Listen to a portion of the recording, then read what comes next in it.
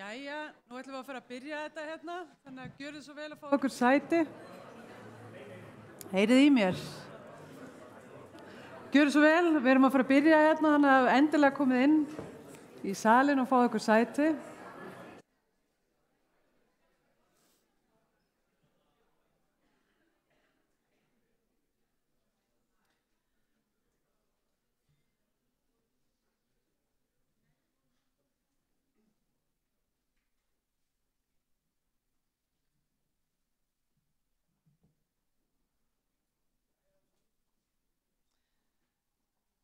Sæl öll og verið hjartalega velkomin í Tjarnarsalinn á þennan fund eða litla málþing, getum við kannski kallað þetta, undir nafninu Lífsgæðakjarnar framtíðarinnar. Ég heiti Hulda Hallgrímsdóttir og verkefnastjóri atvinnu- og borgarþróunar á skrifstofu Borgarstjóra og borgarritara hérna í Ráðhúsinu og hef fengið verkefni að leiða okkur í gegnum dagskrána hérna í dag. Þetta skemmtileg dagskrá, við fáum bæði fyrirlesara, innlenda og erlenda fyrirlesara og ætlum að fá smá innblástur og í það samtal sem að býður. En aldurssamsetning Reykvíkinga og þjóðarinnar allar að breytast mjög hratt eins og við vitum og við lifum lengur en við höfum nokkuð tíma gert og eldra fólk virkara og hraustara en nokkru sinni fyrr. En hvað þýðir þetta fyrir húsnæðisþróun í Reykjavík og hvernig mætum við nýjum þörfum, eða þetta eru kannski ekki nýja þörfir en þarfirnar að verða meira og stærri, og hvernig vill eldra fólk búa í framtíðinni og hvernig tryggjum við húsnæði sem stuðlar að því að sem flestir taki virkan þátt í samfélaginu sem allra lengst. Þetta viðfangsefni dagsins og það verður spennandi að heyra og fá innblástur og heyra bæði frá aðilum innan og utan borgar, hvaða sýn, framtíðarsýn en líka hvaða hugmyndir það hafa fyrir þessa uppbyggingu sem þarf að eiga sér stað. En næstan hérna á svið ætla ég að bjóða Dag sem ætlar að opna hérna, þannig að ég held að okkur sé ekkert að vanbúnaði. Gjörðu svo vel, Dagur.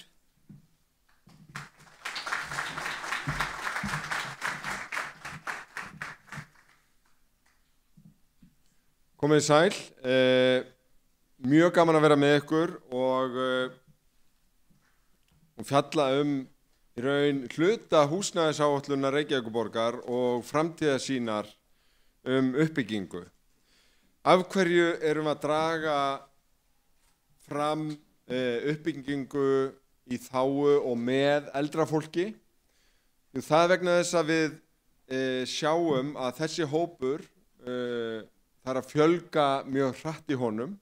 Aldurssamsetningin hjá Reykvíkingum og þjóðinni heild að breytast í heildsinni, en við erum líka að sjá og heyra og skynja breytt viðhorf og kröfur til hins byggða umhverfis og lífsins sem við ætlum að lifa á efri árum.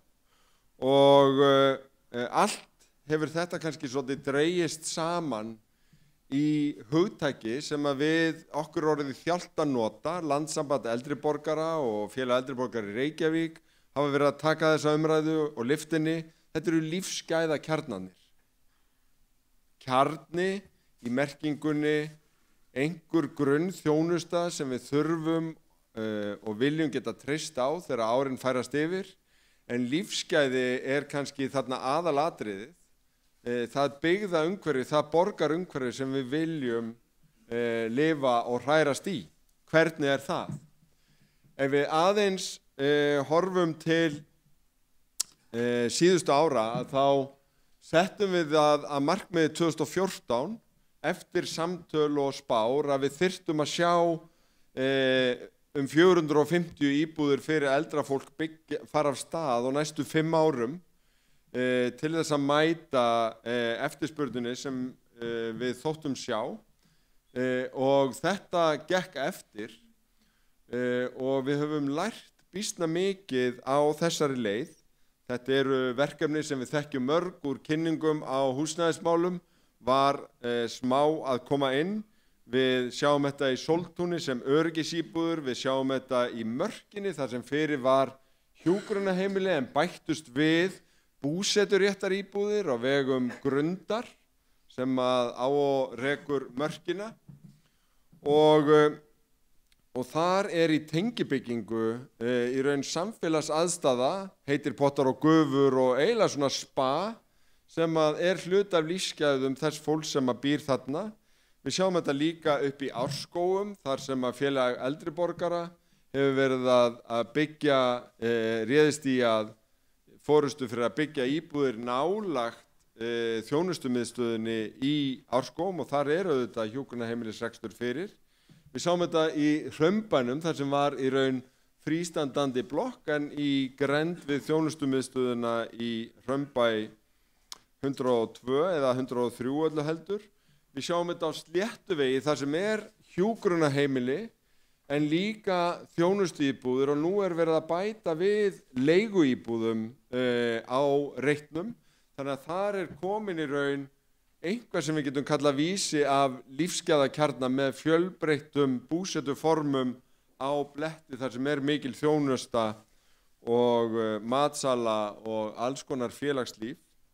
Við sjáum þetta hjá samtökum aldrara sem byggði í Austurhlíð í grónu hverfi, mjög skemmtilegar íbúðir. Á næsta reit voru stúdentaíbúðir reistar, þannig að þar var þó komið eitthvað samtal og blanda af aldurshópum sem hefur mælst gríðarlega vel fyrir. Við að horfa á 3 verkefni sem eru í gangi, ef svo má segja. Það flutt inn í íbúðir hjá leigufélagi aldraðra, sem það verkefni af öllum þessum sem ég að nefna hér, sem horfði sérstaklega á hópinn sem með lægri tekjur.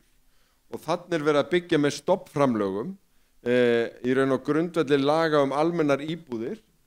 En þetta leiguíbúðirnar sem að rísa hjá Sléttuveginu sem þarna á Skógavegi og svo við að bíða eftir hjúkrunarheimilin og Mosavegi sem auðvitað í nánu samspili við félagsmiðstöðina í Borgum og uppbyggingu á vegum Eyrar þar á næstu grösum.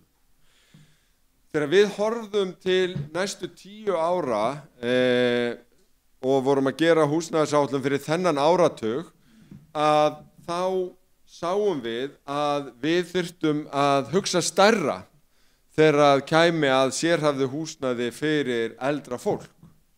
Og nú það auðvitað alls ekki þannig að eldra fólk búi fyrst og fremst í sérhæfðu húsnæði. Alls ekki. Eldra fólk fyrst og fremst fólk með alls konar þarfir og þetta fjölbreyttur hópur, en við töldum enga síður að við hefðum ástæðu til þess að vinna með þessum frábæru samstarfsaðilum sem hafa verið að byggja þessi velheppnuðu verkefni í borginni, en þróa þá hugsun áfram og lengra til næstu 10 ára og sjáum fyrir okkur að allavega 1100 íbúðir þurfi að rísa á næstu 10 árum af þessari gerð. En það sem við í raun sjáum í öllu þessu sem bara í grunninn það, eins og þessir menn sjá, að við þurfum að byggja miklu meira. Og hvers vegna? Jú, þegar við vorum að gera þessar áætlanir 2014, þá voru rétt rúmlega 10.000 borgarbúar sem voru yfir 70 ára. Og þeim fjölgaði þar til árið í ár cirka 3.000 á 10 árum. Það alveg töluvert, en þegar við horfum til næstu 10 ára, þá mun þessi fjölgun vera hraðari. Árgangarnir sem sprengdu menntaskólana og framhaldsskólakerfi kringum 1970, þeir núna að komast á þennan aldur, vissulega hressari og sprækari heldur en eldra fólk var fyrir 30 eða 50 árum, með aðrar kröfur og þarfir, en líka bara stærri hópur. Og við vitum það að sérstaklega þegar við verðum yfir áttrætt, þá einfaldlega líkurnar á því að við þurfum aukna þjónustu miklu hærri. Þannig hópnum sem yfir 70, þá erum við að veita þjónustu til þetta 10–15% hópsins að meðaltali. Þegar komið yfir áttrætt, þá þá eru 80% af hópnum sem þarf einhverja þjónustu inn á heimilið eða þéttari heilbrigðisþjónustu. Og hópurinn yfir áttrætt náttúrulega ekki allur áttræður, heldur yfir 100 ára. Ég sendi öllum blóm sem verða 100 ára í Reykjavík. Hef gert frá fyrsta degi í embætti. Þannig ég fylgist bara með því í mínu daglegu störfum hvað fjölgar í þessum hóp. Og já, ég sé að það eru dálítið að köllum hérna. Við kallarnir eru nefnilega líka verða 100 ára sem var nánast ekkert af árið 2014. Þannig að þessi breyting líka að verða mjög hröð. En hvað einkennir þennan hóp? Þegar við erum að tala húsnæðismál, þá stundum ályktað dálítið bratt út frá því hver staðan í dag. Og ef við varum á húsnæðisþingi sem var daginn, þá hefði einhver sagt, heyrðu, 89% eldri borgara býr í eigin húsnæði, þannig að við eigum að byggja 90% eignarhúsnæði fyrir eldri borgara. Og ég alveg viss það að það stór hópur eldra fólk sem vill ennþá eiga eigin húsnæði. Og við sjáum það af greiningum að það áberandi með þennan hóp að hann skuldar lítið í eigin eign. Hann skuldar bara almennt lítið. Varfærinn hópur sem hefur eignast töluvert eigifé í sínu húsnæði með árunum. En þegar við fórum að rýna þetta betur, að þá heyrum við bæði frá því sem fólk segir og af reynslu síðasta ára að hópurinn sem að eldast, hann líka að hugsa sér til hreyfings. Ég á góðan vin og raunar skildan mér sem að ég hélt að væri að fara í sína framtíðaríbúð lyftuhús út í Sjálandi í Garðabæ. Hann hafði verið í blómlegum atvinnurekstri, alla sína starfsævi, lagt fyrir og bara efnast svolítið. Setti bara dálítinn pening í þessa íbúð. Það kom mér rosalega óvart að þessi spræki maður, spila dálítið golf og ferðast, skildi ákvaða að selja þessa framtíðaríbúð sína í Sjálandi og fá sér búsetu rétt í mörkinni. Ok, það var þetta spa, ég áttaði mig alveg á því að það gæti verið mjög næs að hafa aðgang að því. En hann sagði bara, já, ég á pening, ég þarf svo sem ekkert að hafa áhyggjur, en mér fannst bara svolítið galið fyrir mig sem á kannski 10-15 spræk ár, jafnvel bara niður í 7, að liggja með það allt í þessari geggjuðu penthúsíbúð í Sjálandinu. Þannig að ég bara losa þetta. Þannig að ég bara segi ykkur þessa sögu að því hér sé ég marga þróunaraðila sem að fara með okkur í þessi verkefni til framtíðar, að hópurinn ekki að hugsa nákvæmlega eins og við kannski búumst við. Fólk kannski til í að vera með búseturétt í Lífsgæðakjarnar í Reykjavík og eins og þessi maður búseturétt í Portugal. Þar sem hann hluta árs. Bindur takmarka af sínu fé og notar það svona bara til þess að lifa því lífi sem að honum finnst eftirsóknarvert með vinkonu sinni, eins og mér skilst að ég að segja það. En svo fólk bara alls konar. Og ég held að við þurfum núna, þegar við erum að fara að skipuleggja og ræða hvernig lífsgæðakjarna við viljum þróa í Reykjavík, að taka mið af því, en líka ekki bara horfa á þessa statistík og stöðun eins og hún heldur átt okkur á því hvaða val líklegt að fólk að fara að gera, kannski fara sameiginlega í dýpri rannsóknir á því hvað hópurinn vill og gera þetta almennilega. Við auglýstum eins og við gerum gjarnan þegar við erum að fara hratt á nýjar brautir eftir þeim sem hefðu áhuga á að vinna með okkur í að þroska hugmyndir og ná bestu lausnum. Þannig að við auglýstum í vor eftir samstarfsaðilum að þróa lífsgæðakjarna í Reykjavík. Við sögðum, það augljóst að við eigum nokkrar áhugaverða staðsetningar þar sem við gætum þróað svona verkefni. Reitin fyrir neðan Fossvogsspítala, sem við leystum til okkar með því að leggja til lóð undir björgunarmiðstöð sem á að vera á Kleppssvæðinu. Mjög áhugavert svæði augljóslega, dálítið nálægt Sléttuveginum og góð staðsetning. Í Ártúnshöfða eigum við ýmsa möguleika, við Leirtjörn eigum við einn og þeir gætu verið fleiri. En við vildum líka heyra hvaða hugmyndir væru út í feltinu og viðbrögðin létu ekki á sig standa. Við fengum bæði alls konar hugmyndir sem pössuðu kannski ekki inn í hugtakið allar lífsgæðakjarnir fyrir eldra fólk, en það greinilega margir sem eru að velta fyrir sér alls konar nýjum búsetuformum sem við getum kallað co-living spaces. Þar sem þú býrð í félagi við aðra, svolítið svipað og stúdentar hafa verið að byggja, þar sem 8 stúdíóíbúðir sameinast eitt eldhús og það ekkert sem segir að það sé bara einhvern einn aldurshópur sem hefði gaman að því að búa í einhverju slíku formi. Þannig að ýmsar slíkar hugmyndir og frumkvæði kom og sumt kannski svona á léttunótunum eins og braggahverfi á Ártúnshöfða. Það eru vissulega nokkri gamli braggar þar, en ekki orðað þannig að mínu mati þá við ekki að sérhæfa okkur í að gera upp bragga í Reykjavík. En ýmsar svona hugmyndir sem geta verið fóður inn í þetta komu.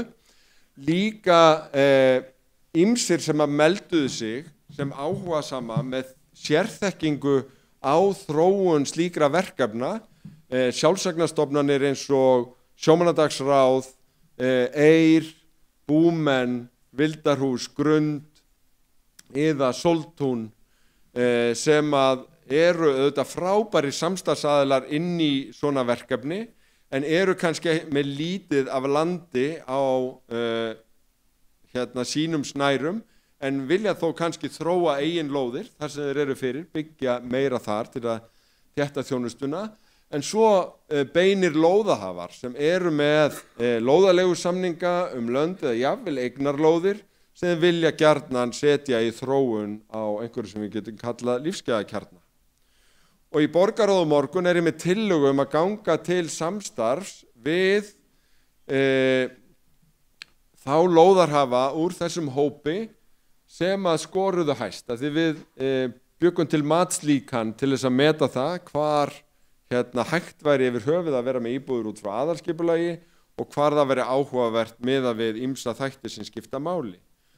Og þetta eru sem mjög vel staðsettir lífsgæðakjarnar víðsvegar í Reykjavík og margir þeirra eru raunar í spölkort frá þróunarásnum í fyrstu lotu borgarlínu. Aðrir koma inn í aðra lotuna, en þetta eru svona þessi hryggjastykki í þróun Reykjavíkur á næstu árum. Reitir tefla fram reitum í kringum gamla loftleiðahótelið sem eru þetta mjög áhugaverðar staðsetningar. Þarna eigum við líka lóðir og gætum spilað með, þannig að við viljum ganga til viðræðna þróun þarna. Köllunarklettur sem félag með gamla kassagerðisreitin og vill gjarnan þróa það meðal annars fyrir íbúðir og lífsgæðakjarna og við höfum áhuga á að þróa það. Íþaka með gömlu vegagerðarlóðina upp í Stórhöfða sem glettilega stór og teflir því fram sem mögulegum þróunarreit. Þetta hefði kannski verið mjög framandi og framsæki fyrir örfáum árum, en þegar við sjáum sjöttu lotu borgarlínu vera komin í ákveðin forgang út af Keldnalandinu, að þá dettur þetta inn sem ákjósanleg staðsetning og gæti spilað við Keldnalandi sem við kynntum í gær. Þorpið teflir fram reitum á Ártúnshöfða sem okkur finnst mjög áhugaverðir, þannig að þessi tveir hópar eru meðal þeirra sem við förum í viðræðu við, og Klasi með nokkra reiti bæði á Ártúnshöfða, í Norðurmjótt og jafnvel í Álfheimum sem kannski svolítið minni reitur, en gæti verið áhugaverður líka. Í borgarráði á morgun erum við sem sagt líka að leggja fram samningsmarkmið sem eiga ekki að koma þróunaraðilum í Reykjavík neitt á óvart. Þetta eru svipuð samningsmarkmið og þau almennu samningsmarkmið sem við höfum verið með undanfarin ár. En við vildum halda þennan fund en ekki bara setjast niður í einhverjum fundarherbyggjum og fara að semja, því að okkur finnst við þurfa að eiga samtal sem við erum að eiga á þessum fundi í dag. Hvað eigum við með lífsgæðakjarna? Hvernig verða þeir best úr garði gerðir til þess að mæta og vera áhugaverðir fyrir fólk til þess að flytja inn á? Eigum við að blanda í aldri? Hvaða þjónusta er lykilþjónusta? Eigum við kannski bara að hugsa heima þjónustu þannig að hún sé bara hvar sem er, en lykilþjónusta þarna sé góður restaurant? Eða þurfum við eitthvað meira? Sumir þessar aðilar spiluðu því út að þeir verið tilbúinir að vera með hjúkrunarheimili inn á sínum reitum. Við munum ræða það við heilbrigðisráðuneytið, hvaða staðsendingar eru áhugaverðastar í því og hver skalinn á því þurfa að vera. Þannig að við sjáum fyrir okkur að núna taki við þetta mótunarskeið og síðan komum við inn í borgarráð með samninga einstaka reiti, auðvitað með skýrri skipulagssýn. En það er ótrúlega gaman að sjá hvað eru mörg mætt hérna og mikill áhuga að taka þátt í þessu samtali sem ég hef óbóðslega trú á fyrir borg, þar sem við leggjum áherslu á lífsgæði, og kjarnin í því á að vera að við séum borg þar sem gott er að eldast, því að það er svo góð þumalputtaregla og mikilvægt að muna eftir því að eiginlega allt sem er gott fyrir eldra fólk er líka gott fyrir alla hina. Skemmtum okkur á þessum góða fundi. Takk.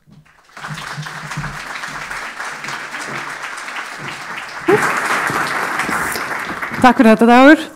Til að segja ykkur aðeins bara frá hvernig dagskráin verður í dag, það verður fyrri hluti núna fram að hléi, mun vera á ensku og við munum fá hérna 3 góða gesti sem munum kynna. Þetta eru gesti frá Danmörku, Austurríki og Kanada, þannig að við erum að fara svona smá hringi kringum jörðina. Og svo eftir hlé þá verður viðburðin á íslensku og þar munum við heyra meðal annars frá 5 uppbyggingaraðilum sem eru með hugmyndur uppbyggingu á eigin lóðum og taka pallborð líka eftir það, og það er pallborð líka í fyrri hlutunum.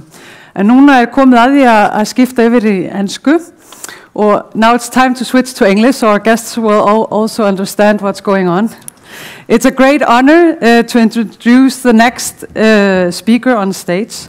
Per Schulze has a profound knowledge on today's subject and is a known figure in urban development in Denmark.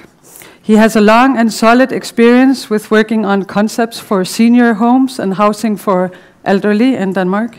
He's head of Virke, a new generation of housing communities for 50 years plus, that the pension fund Pension Denmark is developing. Per was also previously heading Realdania's groundbreaking development in communal housing for the elderly. Realdania is a private association in Denmark that supports projects in architecture and planning, and has been a leading force in the development in this area in Denmark. Værsgo, Per, scenen er din. Thank you, and thank you for the invitation. I don't know what to say now. You have already said a lot about me, so that's no. Yes, I would like to present this concept we are working with in Pension Denmark called Virke. But first, I would like to tell you a little bit about Pension Denmark, and then we'll tell you a little about how we got to work with this agenda, and then I will tell you a little bit more about Virke and how this concept is working in our house at the moment, actually. Yes. First, Pension Denmark is a pension company. We have around, we are working with these areas: retail, business, housing, urban areas, hotels, and public-private partnerships. So Virke is a part of that portfolio. We are investing in the real estate area around 31 billion crowns a year, in whole scale, and 1 to 2 billion each year. So that's how we work. And how are we organized? We are a pension foundation for 800 members, or more or less. It is people, skilled workers and unskilled workers, people working in the transport trade and in the industry and so on. And we have around 300 billion Danish crowns in our foundation. And how are we working with real estate? Actually, we try to take a strategy where we are working from cradle to grave.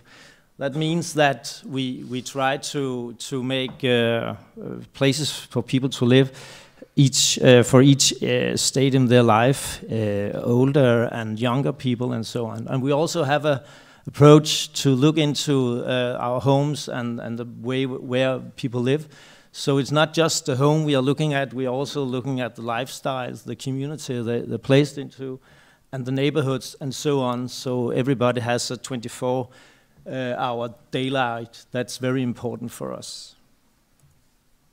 And here you have some of the things we're working with. Virke, of course, is up in the front. And but we also work with studio homes for young people. We have family houses.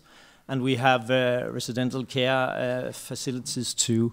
So you can say that the way we're working and how we spend our money is to have homes for everybody in Denmark, actually. Yes. But how did all this start? Yes, as Hulda said, Realdania is a philanthropic foundation where I was working several years ago. And we are working with the building environment, and we try to connect the building environment with social agendas, so to speak. And in Denmark, as in a lot of other countries in the world, we have this older and elder population. And that's not a problem in itself, but we can see that people getting older also getting more lonely, or they are in a risk for that. And we could see that in Denmark, over 100 people over plus 60 was involuntary lonely, actually.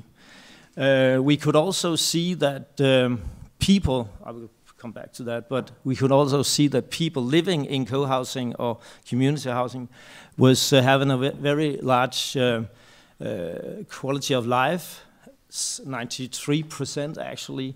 So there was a connection between how you live and this experience of loneliness or not. When we asked the people plus 60, we could see that over 80,000 people said that they could be interested in moving into that sort of home or residence. And we could also see that from 2000 and I think it's 1980 or something like that to 2004, there were building 160 co-housing projects in Denmark. But suddenly in the 2005 or something like that, the whole thing stopped, and only 38 houses with community houses were built for 2005 to 2016. So we could see the supply and the demand didn't match. So Realdania said we have to activate the market, actually. So they involved the social housing market and the pension market and ask them could they be interested in building new community housing or co-housing projects. And that was where Pension Denmark said, okay, let's try to go into a partnership and develop this sort of co-housing. And here you have some other figures, or just understating the things I just said to you, that it's a very good way to live if you want to avoid loneliness, actually. And another survey was done by Vive, and they're telling us the same things, actually. Could I have some water, maybe? Yes, let's look at Virke. This concept we have developed over the last 5 years or something like that. we are still in a process, and we learn all the time. But this is what is important for us, and that is what we are telling people. If they want to move into Virke, they should be interested in these different things. Thank you very much. It's very hot here in Iceland. No.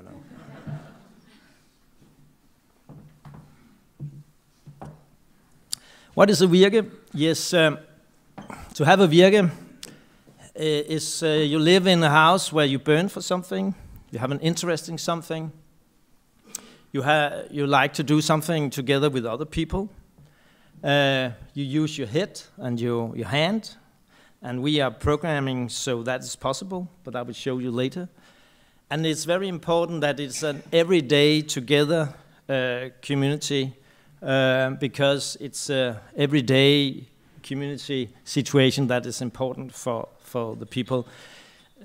So that is what is very important for us. We try to build sustainability, and we have tried to make some flats and houses and so on who's healthy, where you can live healthy and so on. And the people moving into our communities has this agenda too. So that is also very important that you can see yourself into living in that way. Yes. And the target group for our community houses or co-housing are these. I can say you that why are we starting at plus 50? That is because when people gone into the 50s, the children has moved away. They are beginning to think about how are we going to live in the future when the children have moved out, the house is too big, and so on. So it is in the 50s that you have to make a decision if you want to live in a co-housing or not. And then it takes some time before you're mentally ready to go there, actually. But it's important that you're already in the 50s beginning considering how to live in the future. That's important to say. So there's a very long perspective when you want to live in this way. But it's for singles and couples. It's from people who are still working and people who has retired. As I said before, it's very important that it has an everyday life situation. That is important if you want to live there.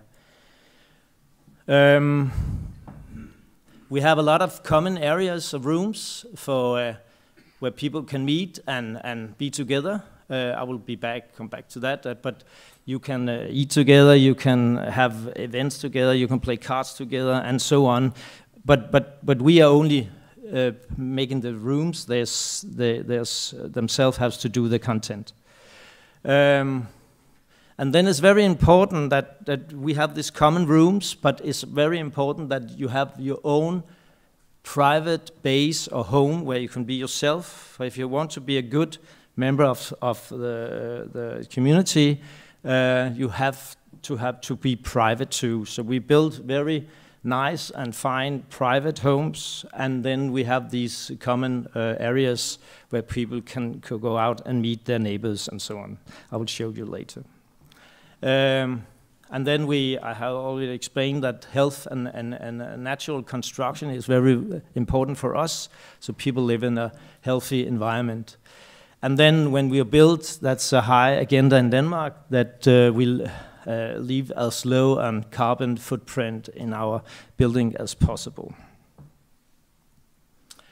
And here you have some pictures from one of the apartments we have made in Aarhus.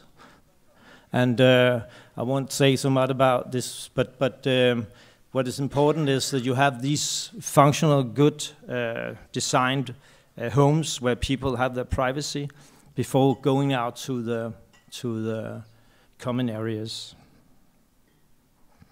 And just to give you an example of how the flat could look like. It's different. Some flats are smaller and some might a little bit bigger. But this is typical how we arrange it or programize it.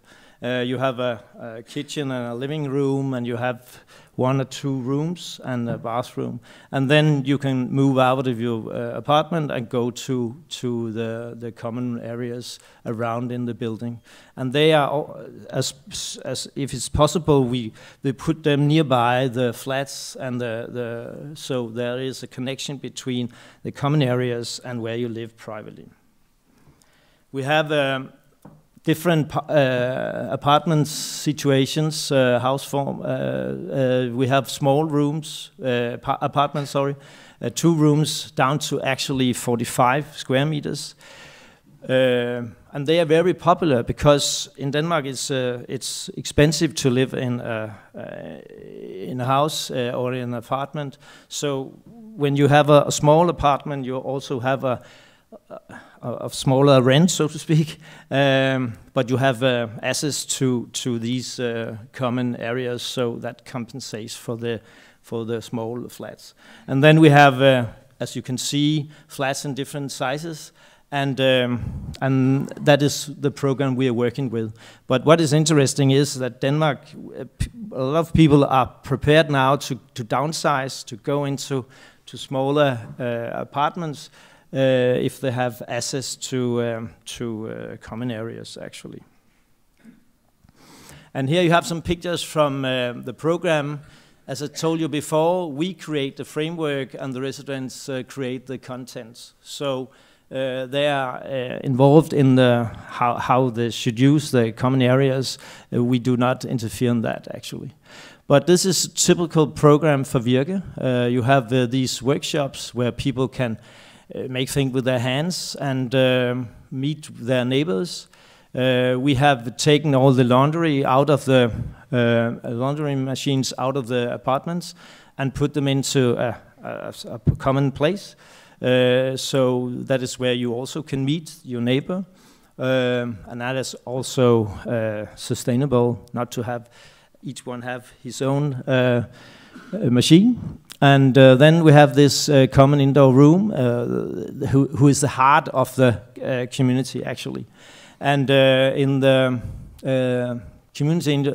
common indoor room, there's a kitchen, so people can make food together and eat together. And they can look at when Denmark beats Iceland, they can gather there and look at that. No, that is just, no. But, and then they can play cards and they can do yoga and so on. They decide what they would use this room for, but we have created the space, and they have to put in the content. And then we have these outdoor areas where we have a greenhouse, terraces, and so on. And again, we are making the frame, and they can do what they like to do with that frame, actually. Just a few words about how we work with sustainability. That's very important for Pension Denmark. We have a very high ambition at that team suspect. So sustainability is always a very important thing for us. And at half a year ago, we decided that we would go further, and we are now working with biodiversity. So all our projects should give something to the wide nature and so on. So that's a challenge for us actually right now. But it's very exciting. When you move into a Virke, we are doing a residential process involving the coming residents. We start 1 year before we're renting out to inform people that in their area there will come a Virke or co-housing. And after 9 or 6 months, then people are renting the apartments, and then we say, okay, now we start the process. How are we gonna arrange things? How are we gonna organize us? How are we gonna design the common rooms and so on? And then we start these processes. We're actually already 2 of our projects are finished, so that's not important more. But in Aarhus, we have a process ongoing where people has rented apartments now, and then we are in the process looking at how they're going to organize in the future and how we're going to design the kitchen and so on together with the people who's going to live there. And they're moving in the 1st December, actually. And this is some of the things we are looking into when we are asking and making this process with the residents. And what is very important is number 4 down here. That is where the thing is very difficult. How to have traditions and how to organize themselves. In some of our communities, they are voting. Should we have the blue one or the red one? They're voting. We're taking the red one or the blue one. But in some of in one of the other communities, if they're not everybody's not agreeing about it should be red. They're not going into that it's going to be red. Then it's the wait until everybody is agreeing about how it's going to be. So, but that again, the people living there are deciding how that should be for their community. We are not interfering in that, actually. We help them with the process, but they are deciding how to do it. Another thing we are working with is in Denmark we have what we call a caretaker, normally for all our buildings, but in this case, in Virke, we have a Virke-taker, a person who do all the practical things, but also help with social initiatives and so on. So I have 2 minutes left. So that is also what we could offer the people who live moving into our community. And the same, we have a digital platform where people can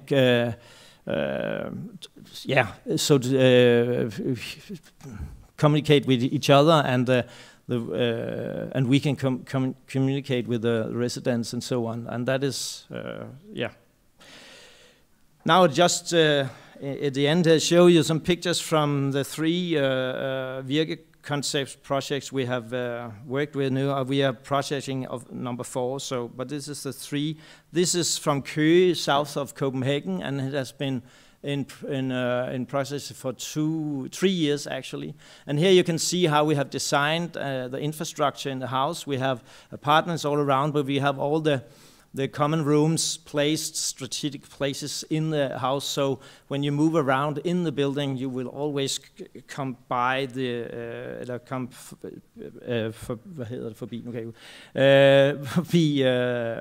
some of the common areas. And here you have some situations from the building. You have this greenhouse at the roof. This is actually outside the place where you wash the clothes, but you can sit down there while you are washing your clothes, so this is a meeting point too, or the common area. And this is from the common room where the kitchen are and so on. And every Virke concept has this fredagsbar, the drinking all the time, and especially at Friday. So I think it was very relevant to take a picture from that. And this is another project. It's more a horizontal co-housing project we have over in Jutland called Balancen. And you can see it's only building in a lower scale. And here you have this greenhouse, and you have these common areas and the great common areas where you can eat together and make food together. And the whole building is so to speak, there's a main road, so to speak, into the middle of the building, and then you have the housing connected up to the main road there. There are no cars in the building, actually. And the last picture, this is what we are working with at the moment. This is a huge area in Aarhus, where Pension Denmark is developing this area, and the first phase of this urban development project is where Virke is placed, and you can see the first carré here. And in that carré we got family houses, we have studio homes, we have private building apartments, and we have virke. So there's a lot of different people living there when it's all finished.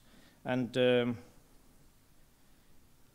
here you have some situation how it's going to be in the future with the common room and where people are living and so on. And that was my time. Thank you for listening.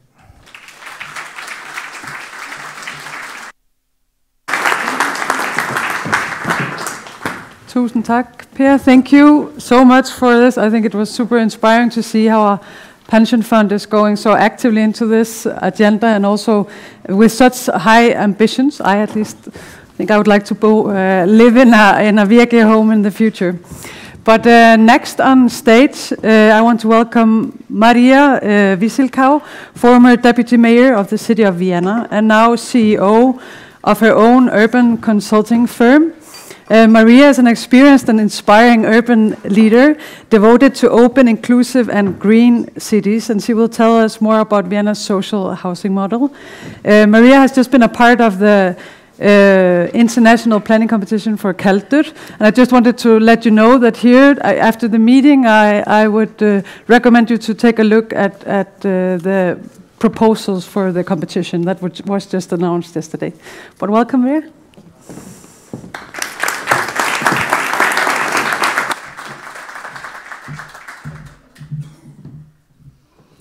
Well, good morning. Thank you for inviting me and giving me the opportunity to present to you the social housing model of Vienna. I will not be referring directly to housing for the elderly, but along the way and as we go, you will see how this relates to the subject of today. So, best case Vienna, and indeed social housing has played a crucial role to what Vienna is today. Some of us will go so far as to say it is actually the very DNA of our city. Now, Vienna is ranked regularly as the world's #1 in livability, example given according to Mercer since 2010 for 13 years in a row, just to give you an example. And social housing indeed. There are many reasons why this is the case, but social housing indeed is, I would say, at the heart of everything. Vienna was, historically, and still is, a rapidly growing city. By the way, right now, it is the most rapidly growing city of the German-speaking area, together with Berlin. We are growing at a pace of approximately 25,000 people, approximately, per year. And in the last years, we've been having actually a positive turnover with the suburbs, which is actually something that is really worth looking into. So that means that we need to build a small Austrian town within our borders each and every year. And how is this done? Well, let's start with 100 years of social housing tradition.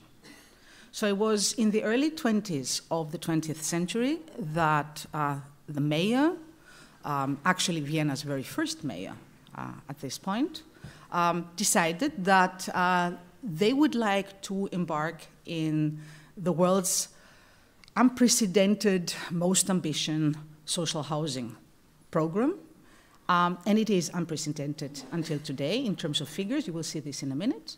The reason why this was the case is because there was a housing crisis back then that was so severe that people would even have to share beds. Now, what is important to know is that already back then, it was not just about housing, and it was not just about housing units.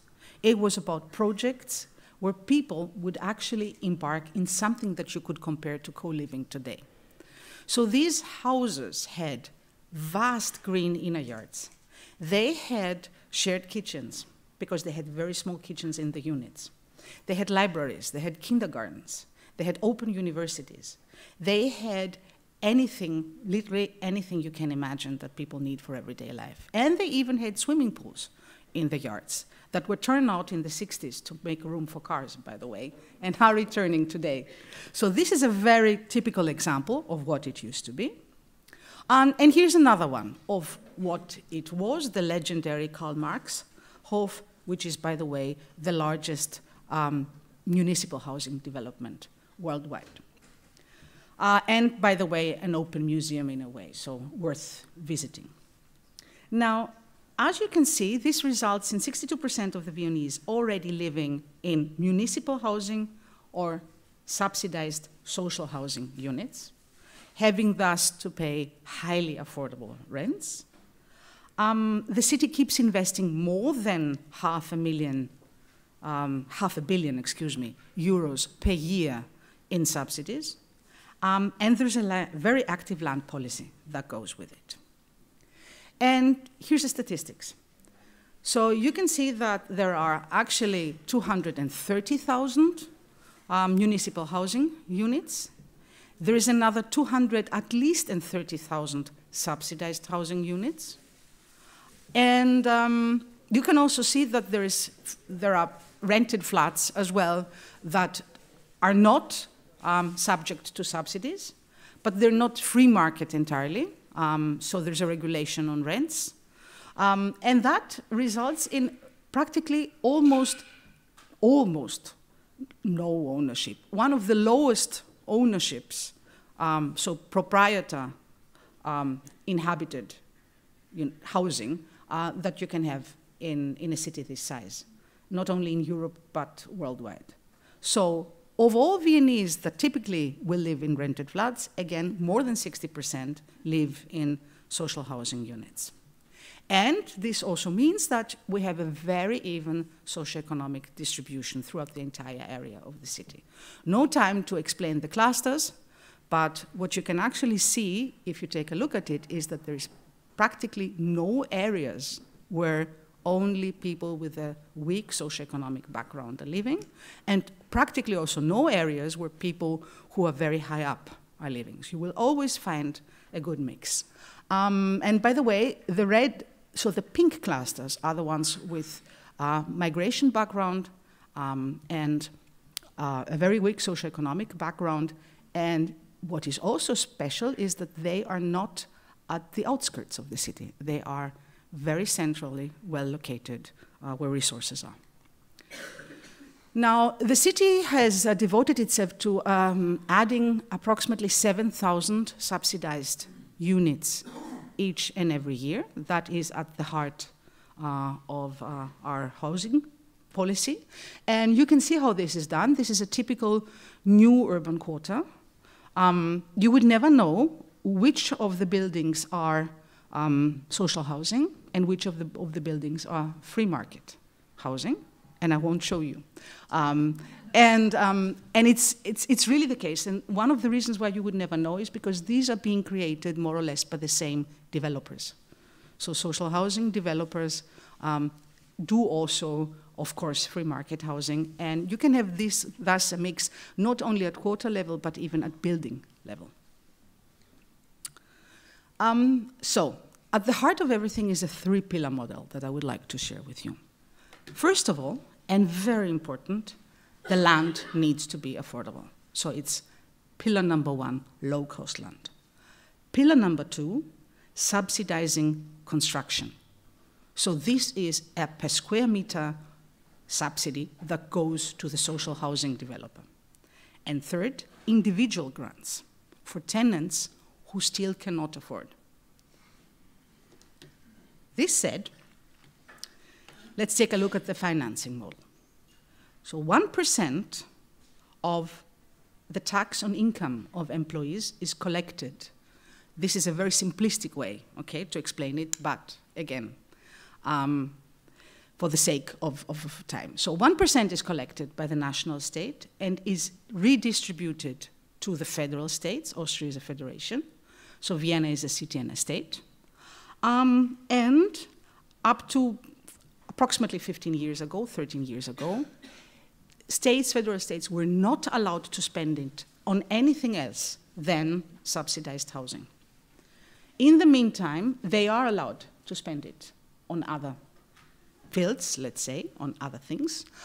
Vienna does not do it. So Vienna spends every cent of it on subsidized housing and adds each year from its own budget. And the problem is that it's so small. Yes, and that goes to the social housing developers, as said before, in the form of subsidized low-interest loans that need to be returned in the process of 20 to 25 years, maximum 30 years.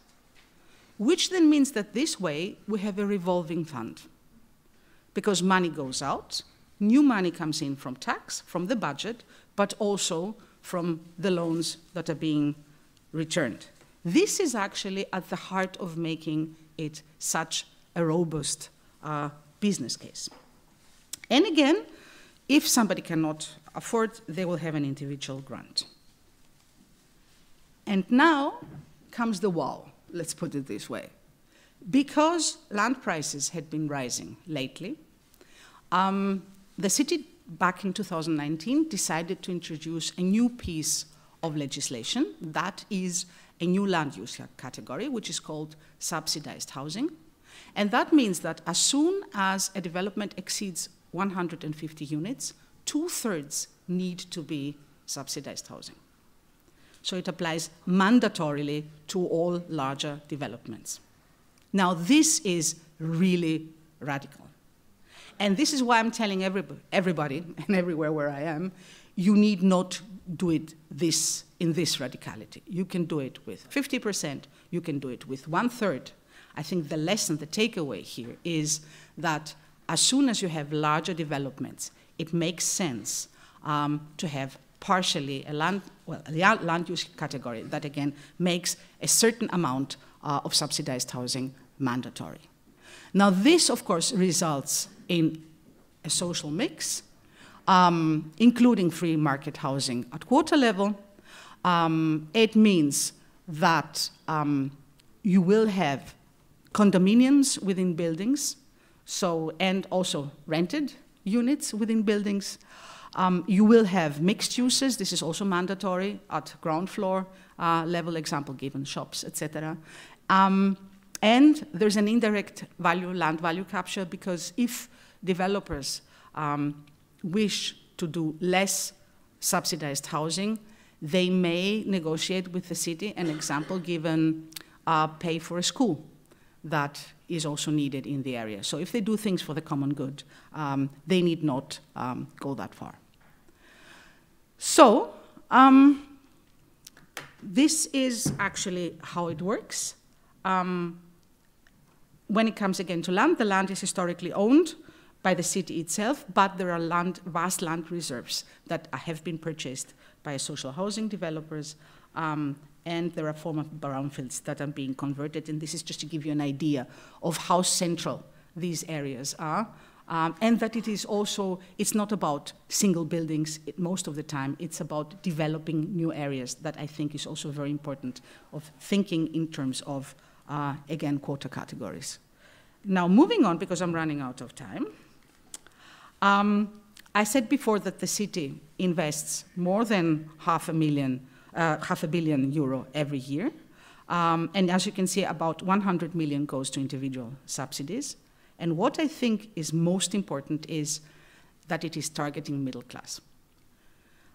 So social housing in Vienna does not necessarily mean that you need to prove that you have a very weak socioeconomic background to qualify for it. Practically everybody qualifies for it. 75% of the Viennese population qualify for social housing.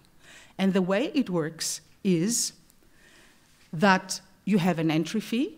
There are different schemes. Plus, the entry fee is paid by the tenant, plus, again, the subsidy that goes to the developer, and that results in highly affordable rents, as you can see, regardless the scheme. So the rent, and that's the last point I would like to make, does not result is not fixed. It is always the result of the real costs of the construction of the building. And then if somebody still can't afford, they maybe, again, receive a grant, but the rent is a real rent. This is why this is a robust business case. So I will skip this, and I will end with what I think brings us directly at the heart of everything, and why this has to do with a lot with housing for the elderly as well. This system has resulted in a huge variety of different schemes, and several schemes are co-housing schemes. So these are projects that are not only designed by the tenants themselves, but actually look into having a very diverse group of residents straight from the very beginning. So when we think about housing for the elderly in Vienna, you should always keep in mind that it has a lot to do with elderly couples or people that will actually straight away qualify. For example, given the collaborative housing projects, I can actually show you here. This is just another example of what it looks like in practice. And here you can see, right, these are examples of social housing projects. These are excellent examples of community housing projects. So there are numerous. They're spreading all over the city. And you will have in each and every one of them, of course, also elderly that are well integrated into housing for, that actually targets pretty just as well young couples, young families.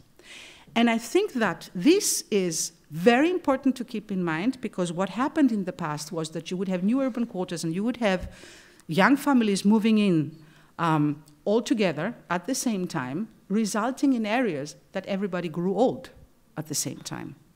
So what the city made out of it was to see to it that when designing new urban quarters, you have a robust mix of different schemes that will address different types of people and different needs. And to sum it up also, and to make it more concrete, what Vienna also does when it comes to housing for the elderly is that you will have these very mixed in terms of typologies, scales, and schemes, subsidized housing, well, predominantly subsidized housing, new urban quarters. But we will always introduce within such an urban quarter, example given, a larger development that will be serviced apartments for the elderly, and that will even have an adjoining section of residential care, so that you can actually always stay in the same neighborhood and just move on between different schemes according to the different phases of your life and the different needs that result from this. So this said, I hope that I was able to give you a tiny piece of inspiration, and I would say the takeaways from Vienna is that such a model can be transplanted, let's put it this way. It must be adapted, of course, but it can be transplanted elsewhere, and it can mean that you can have excellent quality of life throughout your entire life, while actually paying highly affordable rent, which leaves you back with lots of money to spend, example given for traveling, to come and visit us in Vienna. Thank you.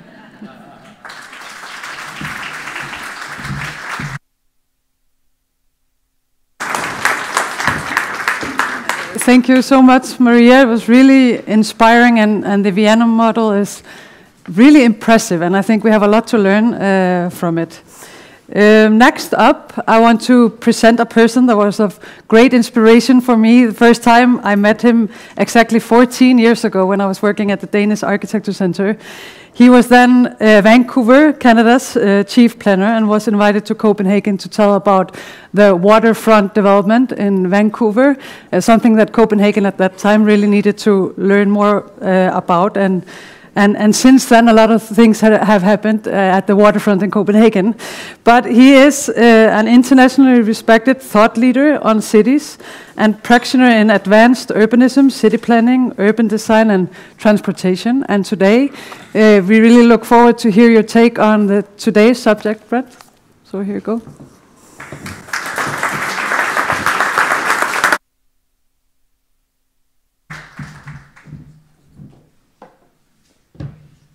Thank you for that, and thank you for the invitation. The mayor invited me to participate. He asked, would you like to attend a meeting since you're here in town for the Kelder competition? And I said, sure. And he said, would you like to give a presentation? And I said, okay. But I don't have any slides. What I'm going to do is I'm going to provide some higher level commentary from my experience. I could talk about Vancouver or another city I planned for, Calgary, as a municipal leader, but I work all over the world, and I'd like to sort of give you an agglomeration of perspectives from what I've learned. I am not an expert on city planning for the elderly, and I say that because there are experts in that, and some of them are friends of mine, and I've learned from them. I am a generalist. I like to think of myself as an expert on city planning for everyone, and that certainly includes the elderly. But how you plan specifically for an aging population is a challenge that is not unique to your city. Every city on the planet, I think, is going through a similar thing because we're an aging planet, not an aging city. And one thing I have learned from my expert friends is that the seniors or the elderly is not one category. There are substratas of seniors, from so-called active seniors all the way to those who are in hospice care. And you have to think about the continuum of the elderly and not think of us as just young, middle-aged, and old, which is a very reductive and even ageist way of looking at it. So when we're planning our cities, we have to be as sophisticated as we can. So it's a good thing, I think, that there are experts out there that we can learn from. You've seen two best practices. When I thought about what I would say to you, I decided to present a worst practice. When I started my career 31 years ago, in the early 1990s, the big thing in North America was seniors' neighborhoods, seniors' enclaves. Senior ghettos would be a negative way of putting that. And that was the answer in the 1990s in North America to the aging population. And so everyone, all the developers were jumping on board. They were separated. They were mostly suburban. They were car-oriented, even car-dependent. And they were largely a complete and utter failure. For many reasons, certainly failures of city planning, but also failures of good development and marketing, because surprisingly, most seniors didn't want to live in them. Because they were isolated, because they were separated, because they were fragmented. And so I give you that, and now in North America, they largely don't happen at all. What they've been replaced with is a best practice, as Maria talked about, and Maria and I, not surprisingly, agree on many things, is an integrated model. Because what seniors want, and again, not all seniors are the same, so there is no one thing that seniors want, but what many seniors want through certain age categories of senior living is integration in a great neighborhood. Surprise, surprise, great neighborhoods attract seniors, because they attract everyone. And seniors don't want to be separate from society, and society shouldn't want to be separate from seniors. When the generations live together, we learn from each other, we grow from each other, and we all benefit. And in a very pragmatic sense, in my roles as municipal leader, when I talked to the elderly in the community, the number one complaint they had for me is why couldn't their kids and grandkids live near them or even next to them? They didn't want to be separated. The number one thing in their sense of happiness was access to their grandchildren. And if they lived too far away and in a car-dependent way where they only saw them once a month, that was not a good definition of success for seniors living. So I'm going to look down a bit because I've been scrambling frantically notes to add in my commentary. So what makes a good neighborhood for seniors is not surprisingly what makes a good neighborhood for all of us. Walkability, and we use walkability as a kind of almost ageist holding word for the ability to move around without a car, largely. Because some of us may be in wheelchairs, some of us with walkers, but we're doing it on our own power to a certain extent at whatever age we are. But the ability to move around without a car, because you stop driving before you stop walking, before you stop riding a bike, as we've seen in bike-friendly cities with good bike infrastructure. So the key to a good neighborhood for seniors and for everyone is to not be car dependent. You have very, as I've said several times in my last 3 trips here, you are a very car-dependent city with car-dependent suburbs. That is not great for seniors aging in your suburbs.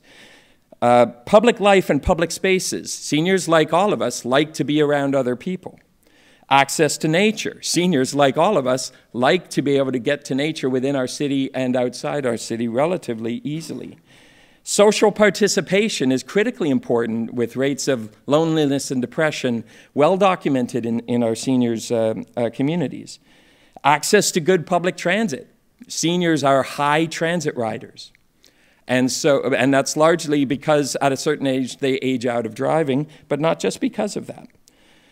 Age supportive housing, as we've been hearing about, but that's almost, no disrespect, that's almost the easy part. Designing a good building for seniors is the easy part. It's what happens outside the building in the context of the neighborhood, and an age supportive neighborhood is the more challenging part because it involves thousands of decisions and thousands of visions that come together to make something that's good for people, including seniors.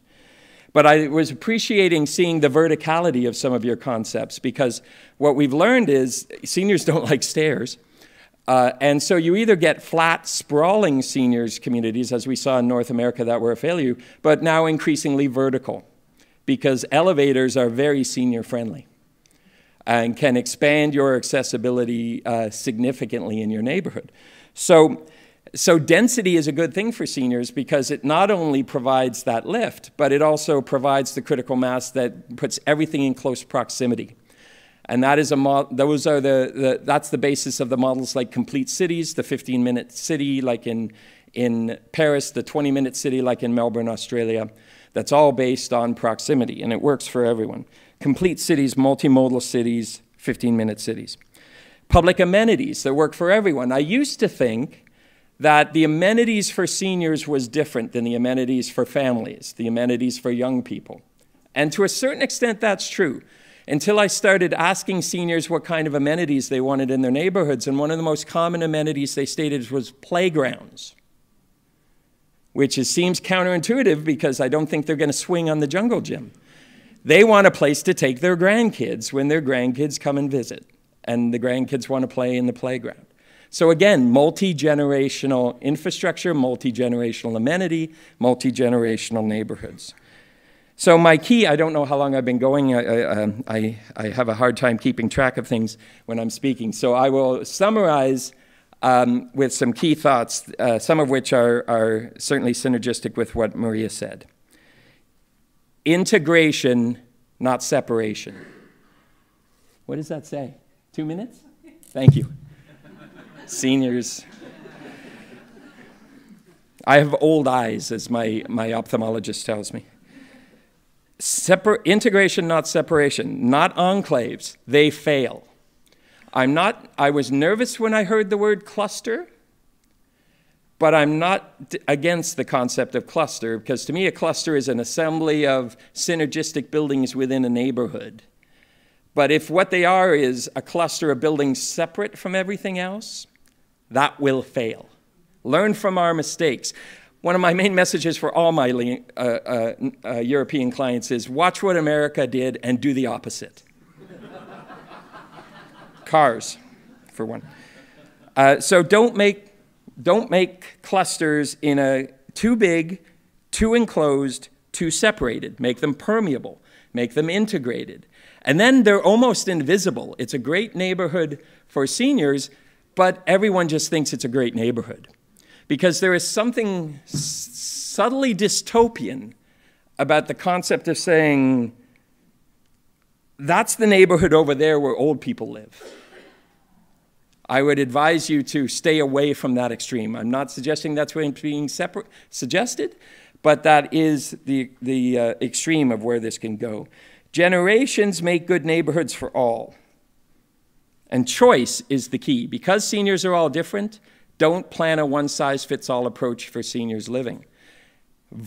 Flexible neighborhoods where you can age in place, as Maria said, where you can downsize to a smaller house at a certain age in your own neighborhood. I hear from seniors so many times they stay in the big house because they want to downsize or give the primary house to their kids and grandkids, but only if they can downsize in their own neighborhood because they love their neighborhood. So you have to have a variety of housing types in your neighborhood for downsizing, for different phases of life, all the way to hospice care within your neighborhood. So choice is critical for seniors, as it is for all of us. We all want choices. I'll end with a concept that occurred to me sitting over there, that we urbanists, we quote Jane Jacobs a lot. Do you all know Jane Jacobs in Europe? She's American, but she's a good American urbanist. She understood cities. And one of the things she always used to say is, when she was talking about generation of buildings, she, in her great book, The Death and Life of Great American Cities, she talked about generations of buildings. And her line was, old buildings with new uses. And it occurs to me, we talk about a stratification of generations of buildings, new buildings, old buildings, medium age buildings, so to speak. And it's without wanting to sound ageist, it's a completely appropriate way to think about generations of people. And what often seniors that I talk to is they want to have new purposes in life. They want to have new realities in life. So new uses for seniors, I won't say old people. But new uses for people in new neighborhoods that are geared for everyone and also work really well for seniors. So I'll stop with that. Thank you.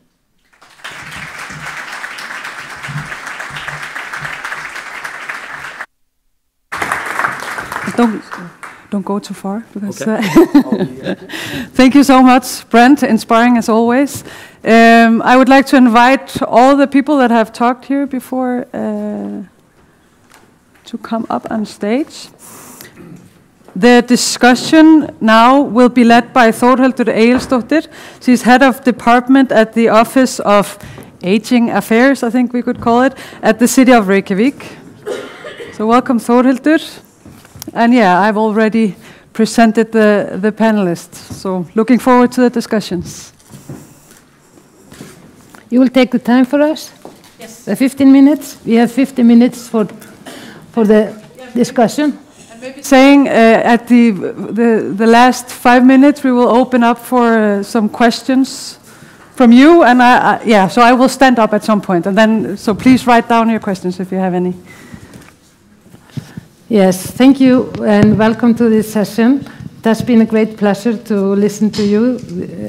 We started very familiar, talking to what you were telling us, Dagur, but I have to say I'm very pleased to hear the plans the city have for us.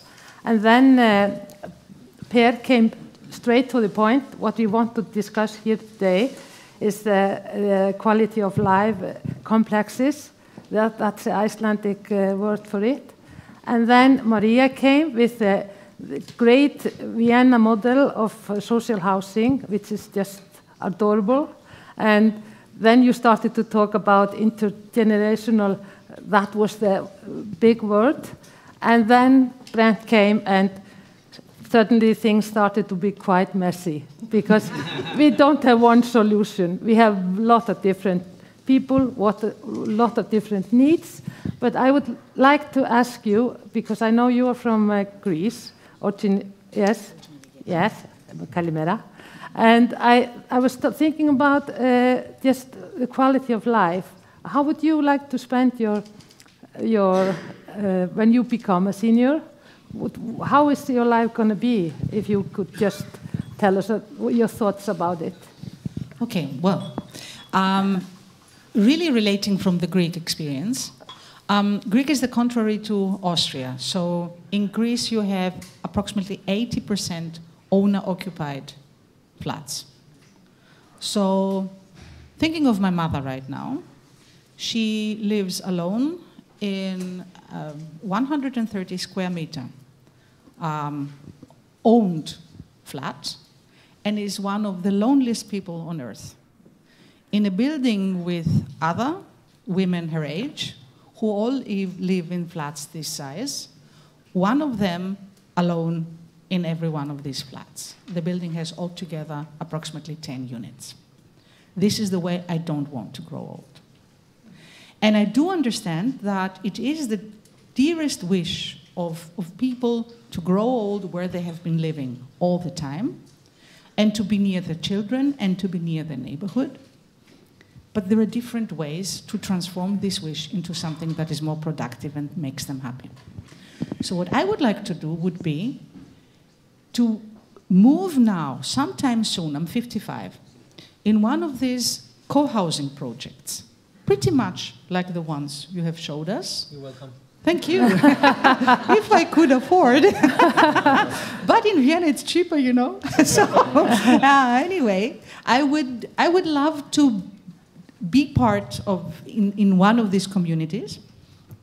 I would have my unit, which would be 100% larger now, but pretty much like in Denmark, they have shared kitchens and everything. So you can be and cook in your own unit, but you can actually mingle and exchange with others as well.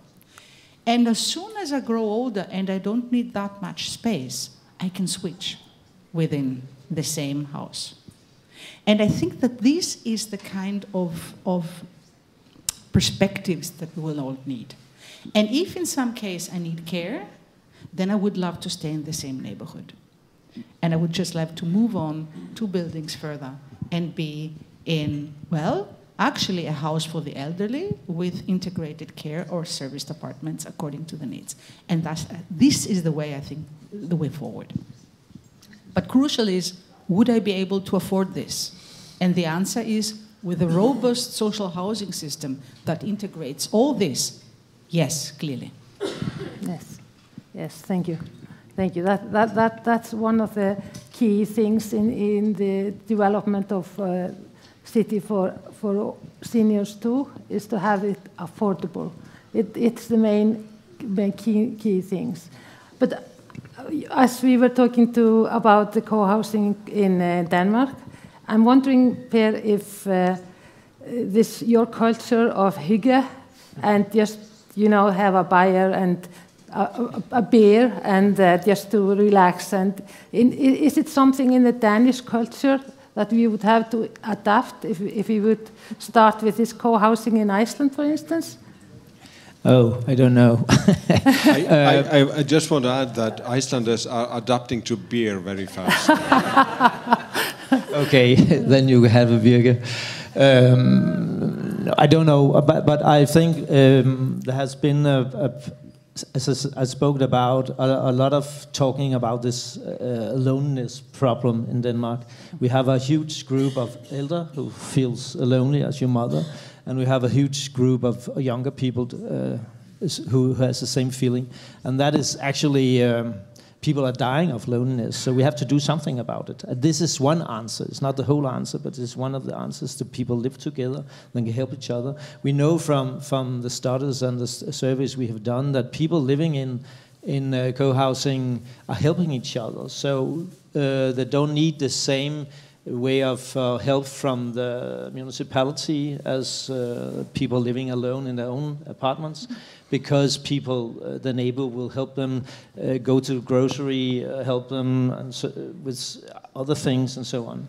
So there's a very hard social bond between the people living there.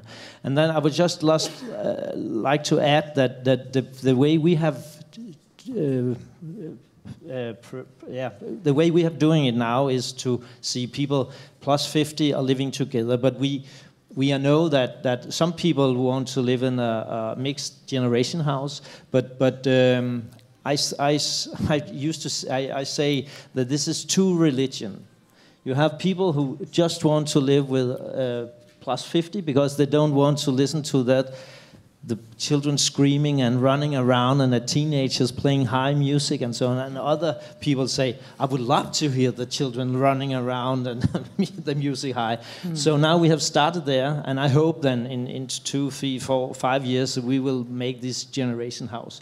And when we are making our co-housing projects, we are also putting it into a context where there are other studio homes or something like that in the same neighborhood. So I'm agreeing that it's important that it's a part of a greater picture, so to speak. So it's a kind of intergenerational, although it's a cluster or yeah, so But you... But yeah. I would like to ask, but one of the things we know from the survey and so on, that people, you have it is not possible to us to have what do I put it? You can only gap over 30 people or 50 people, you know them, because if you come further out, you don't know them, and you can't be related to them. So in an anthropologisk way, you have the unit 34 houses in a social co-housing is the right størrelse, way of organizing it, actually. But I don't know if you have a point of view. Yeah. Well, typically co-housing projects will be between 35, 50, and if they're large ones, they may go up to 70, 75 units. And the co-designing process can be organized. But I think that what we really need is a mix. And especially if we think of new urban quarters, like think of Keldur, right, that we have been presenting yesterday. You need to look into large housing associations that will typically do larger projects, and then you will need smaller projects as well. And it is crucial to think always about the land policy that goes with it, because this means that you will need smaller parcels so that you can facilitate the creation of co-housing projects. So I think that we all agree as we sit here that there is not only one way that will take us to Rome, right? And we need to take several paths, because in the end it's the mix of typologies and scales and sizes and everything that we need. Yeah. I don't want to repeat anything, so I'll just add that we tend to think of seniors living in an able-bodied way, and we also tend to think of cities in an, I don't know if it's an appropriate word, an able-minded way. The two personal experiences I would bring to this are, I wasn't kidding when I said I had old man eyes. That's what my first surgeon told me when I was 27, when I had my first retinal detachment. I've had 14 surgeries to save my eyesight between 27 and I'm now 54. And I was told at 27 that there was a chance I could be blind by 40 because I have genetically flimsy eyes. And so I've always lived with the realization, and I've gone through periods of several months where both eyes were subject to surgery, so I was blind for several months. And I've often said to planners, my staff, when I'm talking to my staff, I've said, you never understand people until you've felt vulnerability in a way that they feel every day. When I was blind for a month or two and would flinch at every sound, I never understood real fear and vulnerability until that moment, and I've never forgotten it. That is a routine condition, not blindness just, but any deterioration physically, but also mentally, is a common thing with aging, and we've actually seen rates of Alzheimer's and dementia be going up and up and up. My other personal experiences, my mother is suffering from dementia, as are probably many people that we know. And it happens so fast. So the transition, the assumption that we will transition through stages of living even. And I as the son, had to deal with her transition to housing when suddenly her care needs were dramatically different. And both these personal experiences have really educated my thinking around continuum of care, continuum of housing, and the way that things can happen very fast. So we need flexibility in our housing stock. We need flexibility in our services, because things like that happen a lot faster than we are able to create new housing. So we need to be planning for all these conditions. And I started off by saying we tend to picture able-bodied or able-minded when we're talking about seniors living. Yes, and then it brings us to you, Dagur. Now we have our cultural heritage, and just like Bjartur in the summer houses, he's a known figure in the Icelandic literature, and very independent people. Do you think Bjartur in summer houses would like to move into a co-housing project in in the Keldur maybe, or maybe not. if But I think that we have a lot of element in this discussion now, and actually a great group of people in the room that are developing this now and are going to develop this. So I cherish this conversation a lot and all your insights. What I take with me is that we've been focusing on kind of Lífsgæðakjarnar, kind of core for the elderly. Maybe there's a kind of, we should focus on quality of life and how to do this properly for kind of a bigger group and to make sure we don't fall into the fallacies. But I think we need scale anyway. And Maria was telling me yesterday that, yes, maybe not more than 200, 300 service apartments in kind of one cluster, but that's still more than we are doing now. So I think there's a lot of discussion, but I'm very interested in the thoughts that in this process we get some co-design, kind of get the people that are going to live there to design kind of with us and get their input straight away. So we are not designing kind of gardens for people that don't like to garden, but we don't forget them where there are people moving in that want that. And excellent points on a lot of things. I actually think that we fall into presumptions about what Icelanders are and what they need. I think that Bjarturinn Sumarhúsum was incredibly lonely and miserable, and it didn't end well for him, as we know. But I think we need more data. I think we need more research on kind of the choices people want and the flexibility they want in life. We have been saying in Reykjavik that we see every apartment as a potential service apartment, so we shouldn't kind of limit that to living in a particular house. But I'm first and foremost so happy that we are discussing this adept now, but not 10 years after we have done someone else's mistakes over again. yes. So thank you all very much. Yes. And I look forward to the rest of the morning. Thank you very much. I think we will now open for questions from the audience. If there's one, does anyone have a single question to close it? If nobody has, then I think we'll, I see no hands. Then I think we'll, oh, there's one there. I will run to you.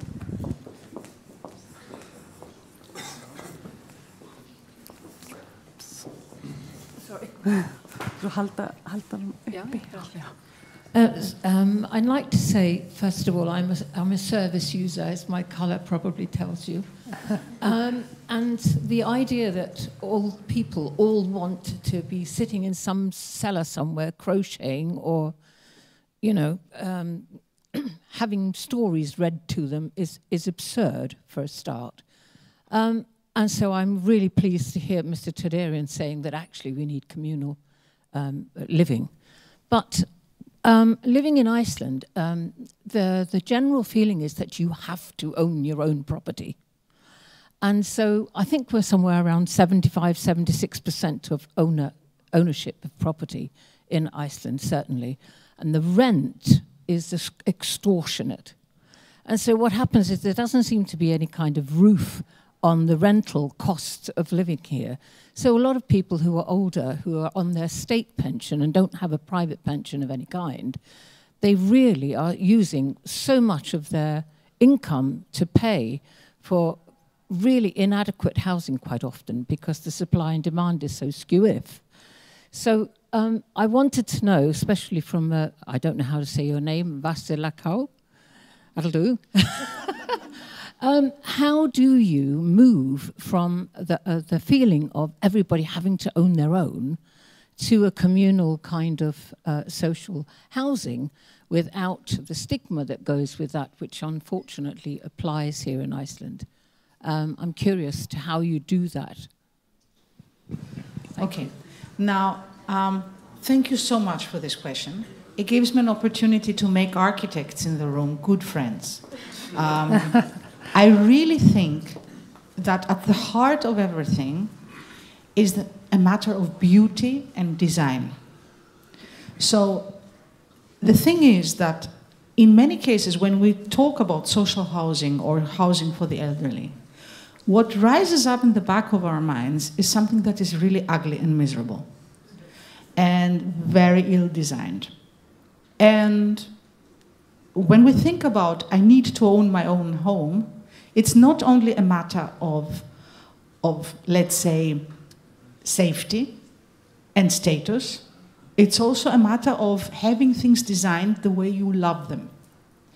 And I think that the key to changing this mindset is to be offering beautifully designed houses in the end, where people can have their own flats that are affordable, which means that the lifestyle will not deteriorate, because in many cases you may have your own home and you're growing old in your own home and your lifestyle deteriorates because you cannot afford anything anymore. You just can afford to pay energy bills in other parts of Europe specifically. And that's the end of the story, and your pension goes for this. So have a beautiful lifestyle, live in a beautiful home that you ideally have had a chance to design yourself, okay?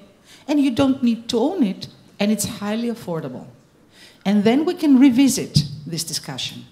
And I think that's the way forward, to be honest. This is why I'm crusading, across Europe specifically, saying we really need to abandon this idea that you need to own something in order for it to be beautiful and for you to have a beautiful life. But then it is our responsibility as municipalities, as countries, as nations, as whatever, to offer people, the beauty that they need so that they can have good lives. Mm-hmm. Okay. Then we are finished. Thank you very much. That's been such a pleasure to discuss this with you, and we have been so happy and lucky to have you here in the scratch of the process. Yes, thank you very much.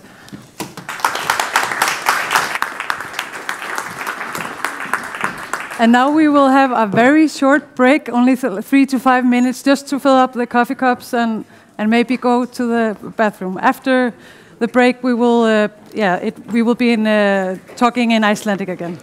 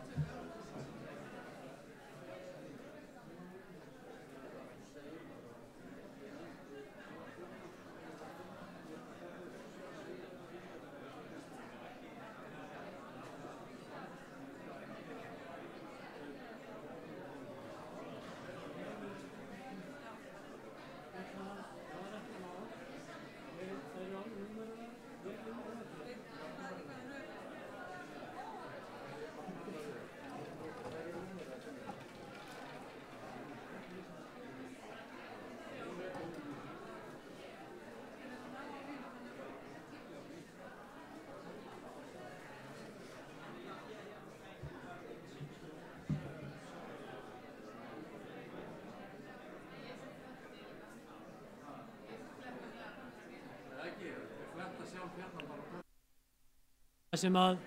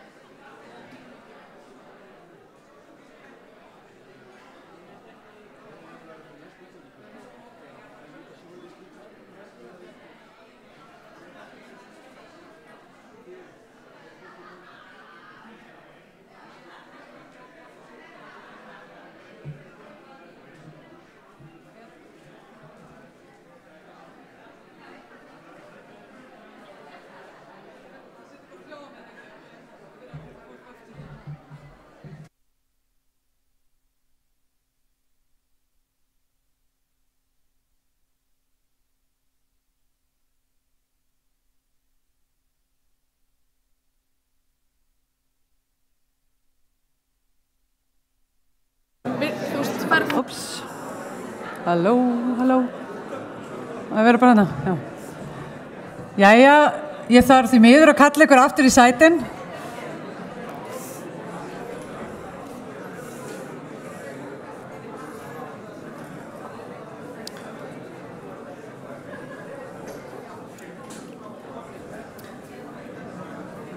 Biðja alla að koma hingað aftur.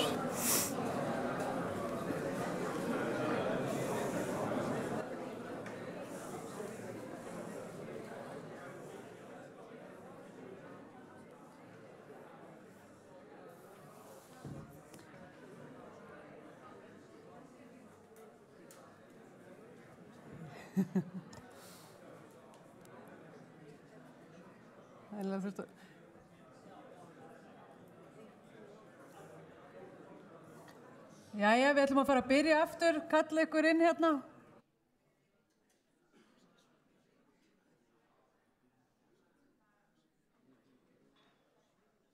Já, ég bara ekki með það, já, þú veist, ertu með það hana?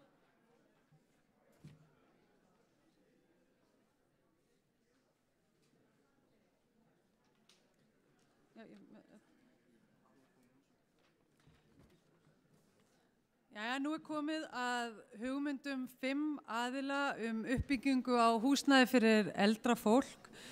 Það hér að ræða hugmyndir frá aðilum sem ráða nú þegar yfir lóðum eða byggingarétti í Reykjavík.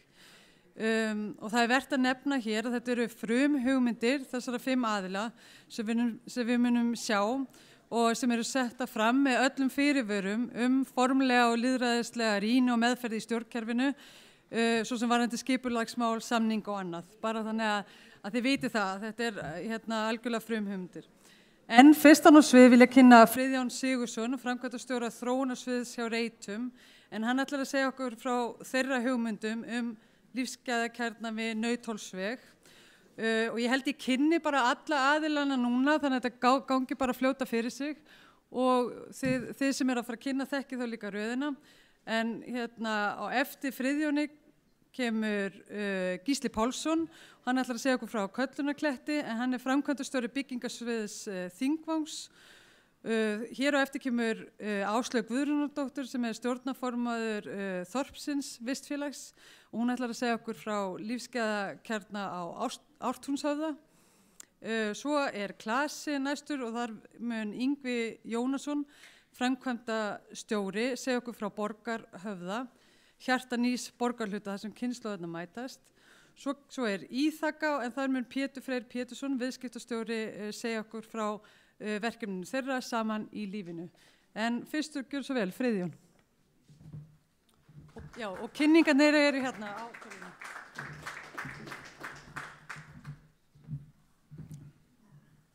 Já, takk fyrir kærlega. Ég ætla að kynna hérna hugmynd Reita sem við lögum fram í þessari hugmyndaleit Reykjavíkurborgar lífsgæðakjarna framtíðarinnar. Við leggjum til að þróa slíkan kjarna hérna á loftleiðasvæðinu sem gríðarlega spennandi svæði hérna í höfuðborginni og á sem merka sögu líka. Þannig að við erum ekki að byrja algjörlega á byrjunarreit. Eins og flesti vita þá hafa verið gríðarlega breytingar hérna á öllu svæðinu allt í kring. Hlíðarendareitur og háskólinn í Reykjavík og svo framvegis. Og það má búist við að þessi gerjun og haldi nú áfram með tilkomu nýrar brúar yfir Fossvoginn og borgarlínu sem á að aka þarna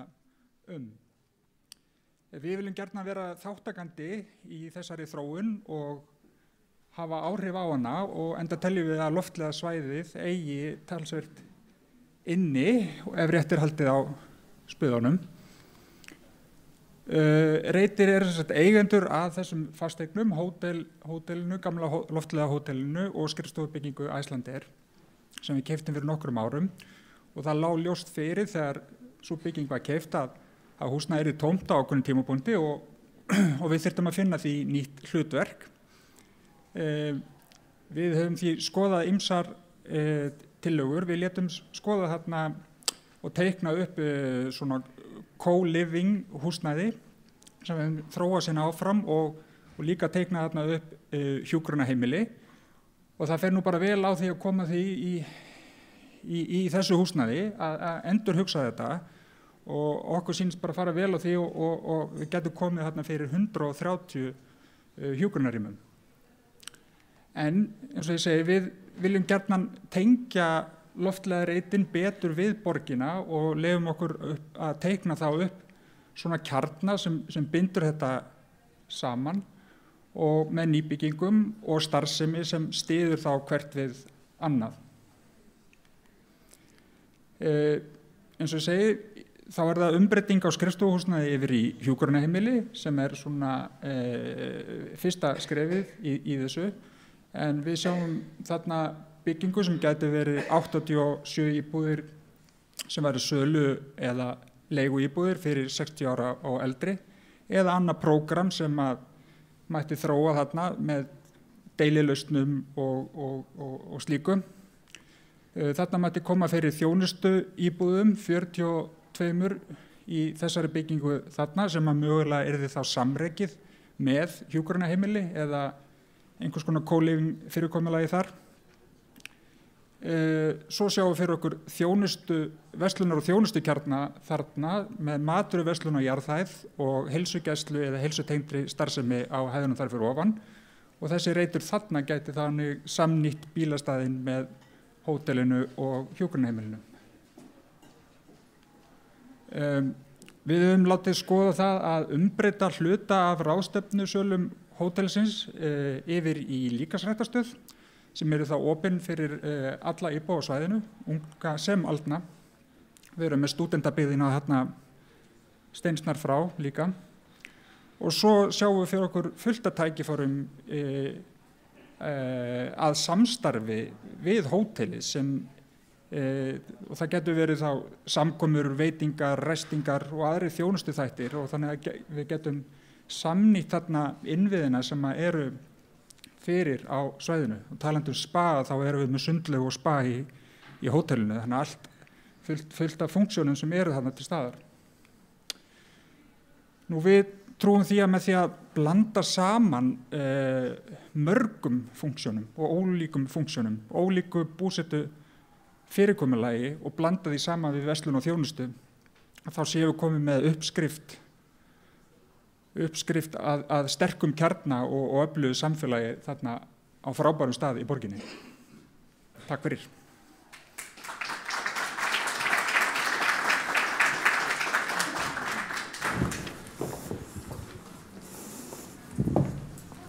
Takk fyrir þetta, Friðjón. Já. Og þá það Gísli Pálsson frá Þingvangi næstur.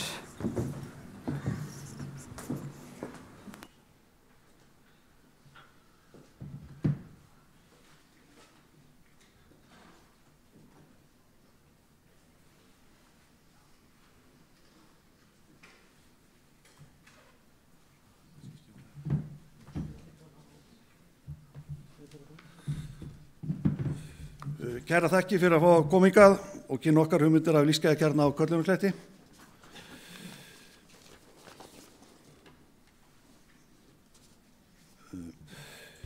Við erum hér komin til að kynna lífsgæðakjarna á Köllunarkletti sem góðan valkost í samræmi við áherslur Reykjavíkurborgar.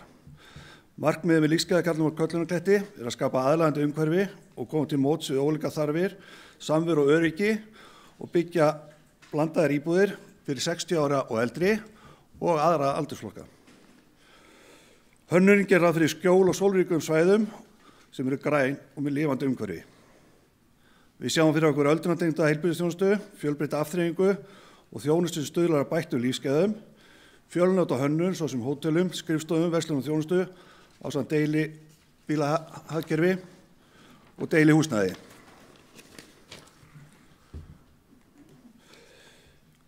Köllunarklettur 6 hektara þróunarreitur á besta stað í borginni við einstakt útsýni yfir sjóinn og nálægð við Laugarneshverfið og í seilingarfjarlægð frá miðborginni sjálfri.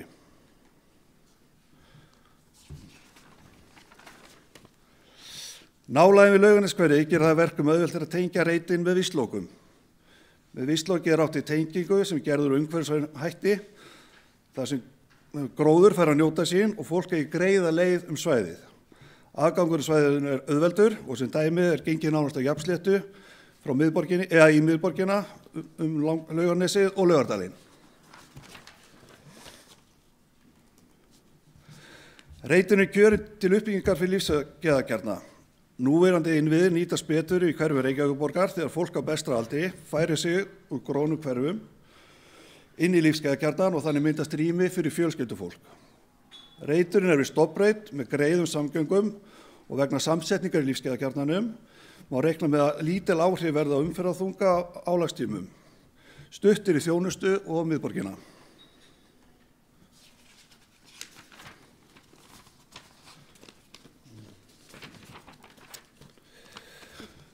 Rík áhersla verður lögð á að hámarka lífsgæði og nota sér nútíma umhverfisvænar lausnir. Við sjáum fyrir okkar að vistóta skipulega á byggingarnar, blágrænar ofarslausnir fá að njóta sín og notast við nýjustu aðferðir í flokkun til dæmis sorp, byggingu rafhleðslustöðva og deilihagkerfis. Við höfum tekið saman G-in okkar 7, eins og við köllum það. Það gæði, þar sem fólk nýtur sín og hefur gaman saman.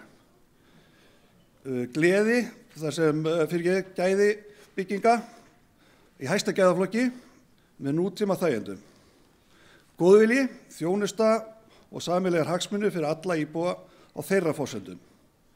Glæsileiki, falleg hönnun í samræmi við notagildi og náttúruna. Grænt, vistvæn hugsun og möguleiki á eigin ræktun. Gildandi, atvinnuskapandi aðstæða fyrir íbúa. Gagnvirki, umfram allt nútímaleg nálgun á því hvernig fólk vill fá að búa á efri árum. Við erum mjög spenntir fyrir því að fá að þróa þessa hugmynd áfram og vonast eftir að sjá þetta verkefni verða að veruleika innan tíðar. Takk fyrir.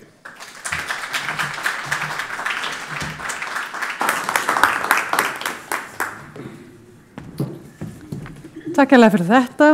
Gísli, næst á sög vil ég bjóða Áslaugu Guðrúnardóttur frá Þorpinu, vistfélagi. Gjörðu svo vel.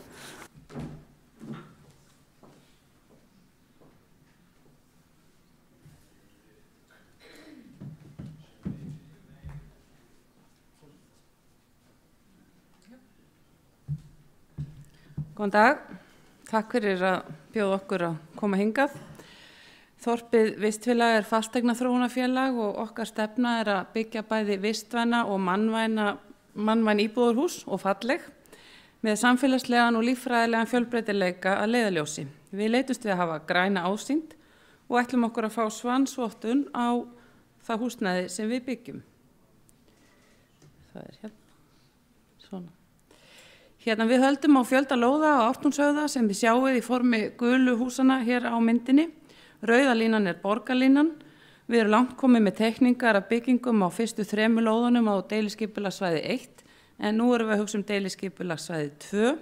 Söruðum kalli borgarinnar eftir hugmyndum af Lífsgæðakjarna fyrir eldra fólk. En þess bara geta að Ártúnshöfðin allur, þegar allt tekið, verður nýr og þéttur borgarhluti á stærð við Akureyri. Og það gefur auga leið að þar þarf að vera pláss fyrir alla og líka eldra fólk. Við höfum átt í viðræðum við grundarheimilin og skoðum daginn glæsilegan lífsgæðakjarna þeirra í Mörkinni og heilluðumst að hugmyndafræðinni þar.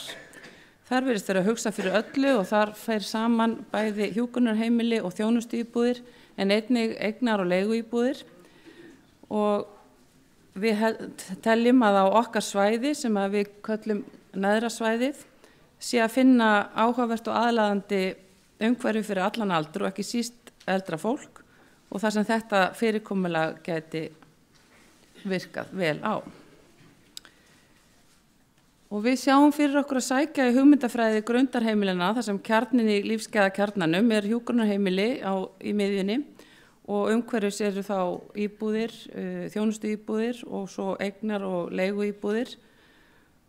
Og þar, til dæmis hjá grundarheimilunum eru núna 500 manns á biðlista þannig að þörfin brýn. Við sjáum fyrir okkur að byggja 200 rýma hjúkrunarheimili og kannski 200-300 íbúðir af þeim gerðum sem ég nefndi áðan.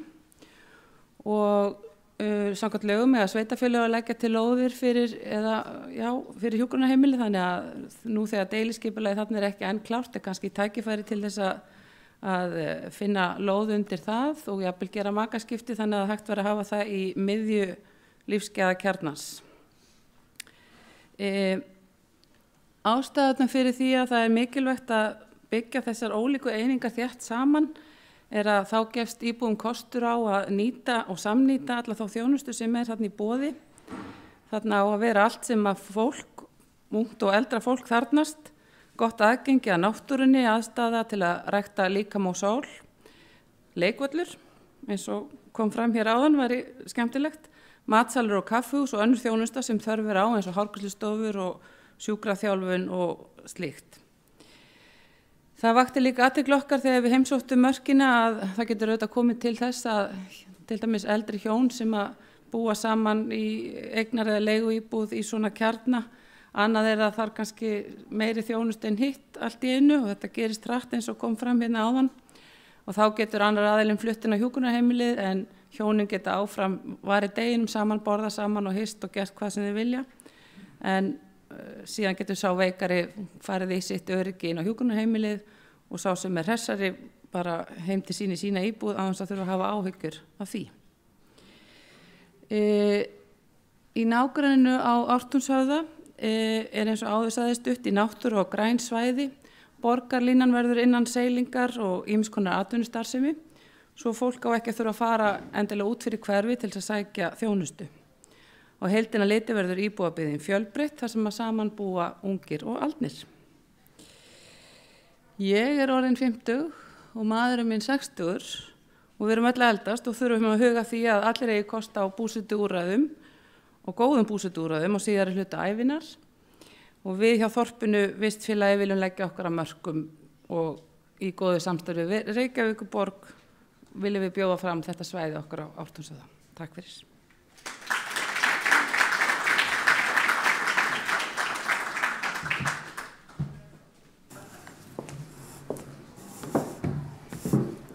Takk hérlega fyrir þetta Áslaug. Næstur á svið Yngvi Jónasson, framkvæmdastjóri Klasa, en hann ætlar að segja okkur frá þeirra hugmyndum borgarhöfðan. Gjörðu svo vel.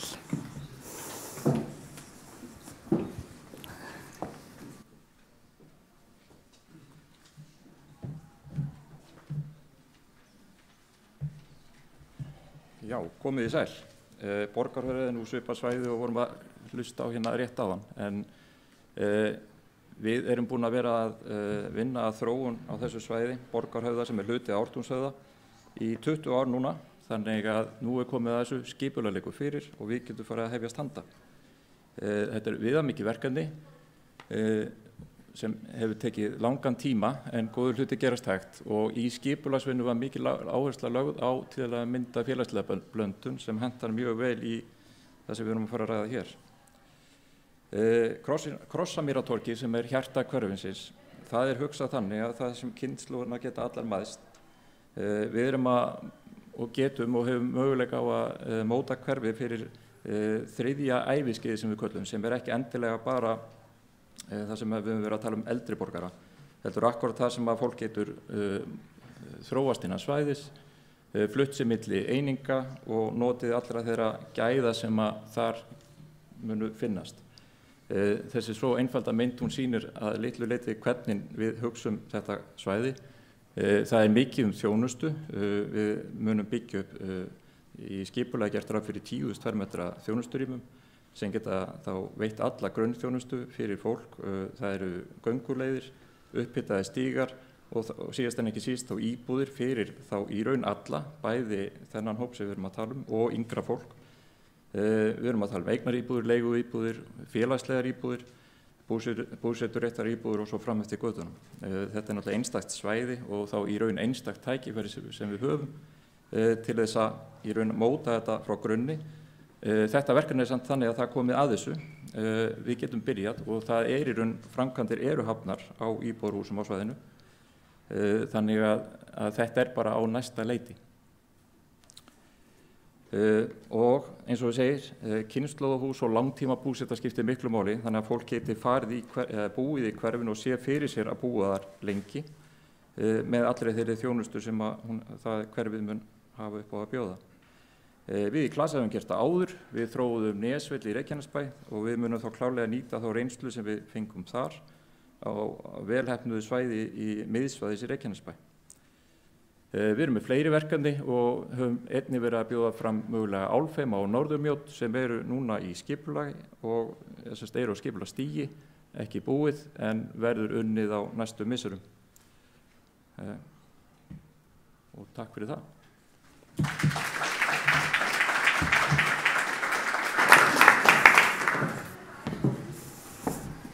Takk hérlega fyrir þetta, Yngvi. Þá ætlar Pétur Freyr Pétursson frá Íþöku að segja okkur frá sínum hugmyndum og það þá 5. og síðasta örerindið og eftir það verður pallborð. Gjörðu svo vel.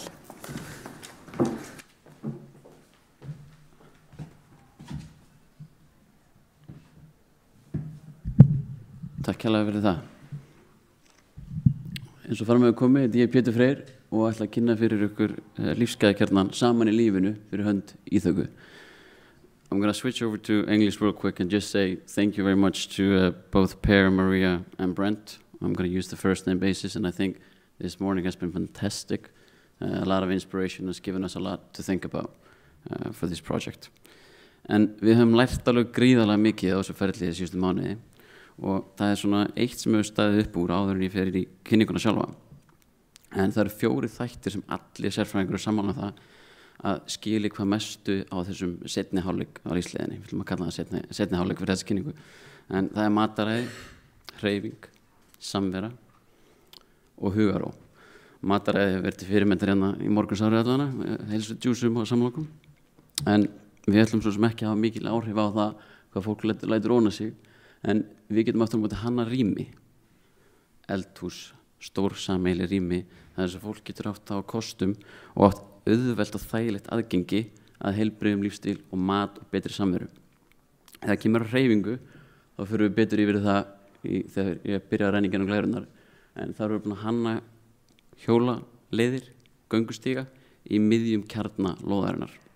Samvera, Dagur nefndi þetta hérna fyrir í morgun, en það skiptir fólk á þessum seinni hluta lífskeiðsins, eða seinni hálfleik, gríðar miklu máli að vera líða og upplifa það að það sé partur af einhverju heild.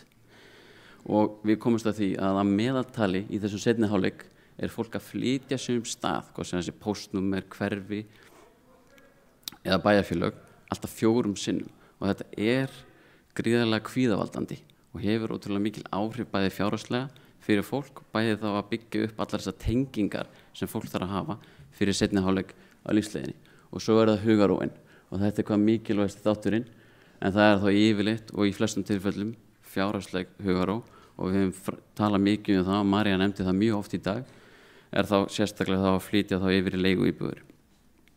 En nú þegar við höfum þessa megin þætti að leiðilösi ætlum við að renna snögglega í gegnum kynninguna sjálfa. Hér að ræða stór lóð á stórhæða 34 til 40 og þarna sjáum við mikið af svæðum í útivistarsvæði hefur náttúrulega líklega ekki farið fram hjá neinum síðustu 48 klukkutíma en það Keldnalandssvæði rétt við hliðina í uppbyggingu sem stóri reitruna hægra megin. Ég vil persónulega koma að framfæri að golfvöllurinn í Grafarholti í 2 kilometra fjarlægð. Þetta 25 mínútna göngufæri og 3-5 mínútna keyrsla. Hægt væri að hafa til dæmis svona buggy bíla eða skuttlur fram og tilbaka yfir daginn. Hérna erum við svo komin í yfirsýn yfir fyrir skipulega lóðar og það mjög áhugavert að benda á það að bróðir minn sem dæmi, hann býr í Svíþjóð og hann býr í litlum kjarna sem 24 íbúðir og hann á börn á svipuðum aldri og ég og það ótrúlega ánægilegt að þar 2 íbúðir sem ættir að leigja út fyrirvara og það væri til dæmis hægt að gera hér að vera með ákveðið margar einingar þar sem nánasta fólk getur komið og verið á staðnum eða í sama umhverfi og það ekki að vera að gista á hótelum eða í ákveðinni lengd frá byggingum og heimilum. En svo erum við með 150 hjúkrunarheimili eða þjónustu íbúðir í þessum 2 byggingum eða þessum kjörnum F og D og erum að skipta þessu upp í svona 7 hverfi innan lóðar.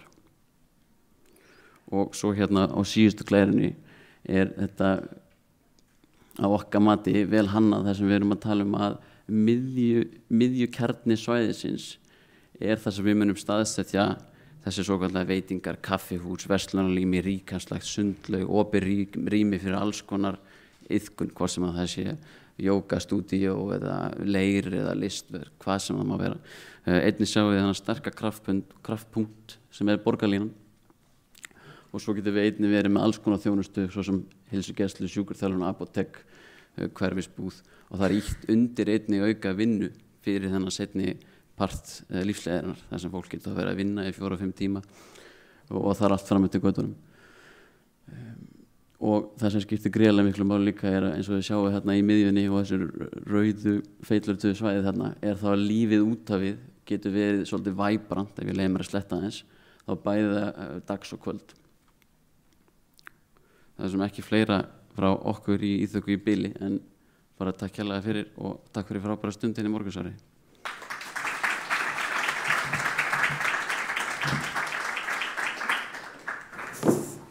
Takk hérlega fyrir þetta, Pétur Freyr, og bara virkilega ánægilegt og gaman að sjá þessar hugmyndir uppbyggingaraðila sem við sjálfsögðu þurfum að hafa með okkur í þessari miklu vegferð sem framöndan. En núna komið að síðara pallborði undir yfirskriftinni Hvernig vill eldra fólk búa og pallborðið skipa Drífa Sigfúsdóttir, varaformaður Landssambands eldri borgara, Ingibjörg H. Sverrisdóttir, formaður félags eldri borgara í Reykjavík og nágrenni, Anna Sigrún Baldursdóttir, skrifstofustjóri öldrunarmála hjá Reykjavík og Ólöf Örvarsdóttir, sviðstjóri umhverfis- og skipulagssvið. Og umræðustjóri Hilmar Hilda Magnússon sem líka verkefnastjóri atvinnu- og borgarþróun. Gjörið þið svo vel.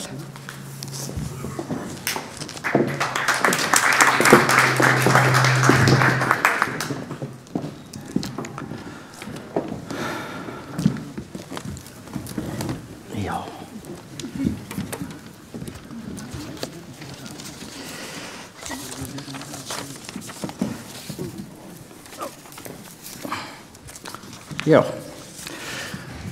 takk fyrir Hulda. Við erum búin að fara í gegnum heilmikla dagskrárvinni í dag og það rosalega margt sem hefur borið fyrir augu og eyru og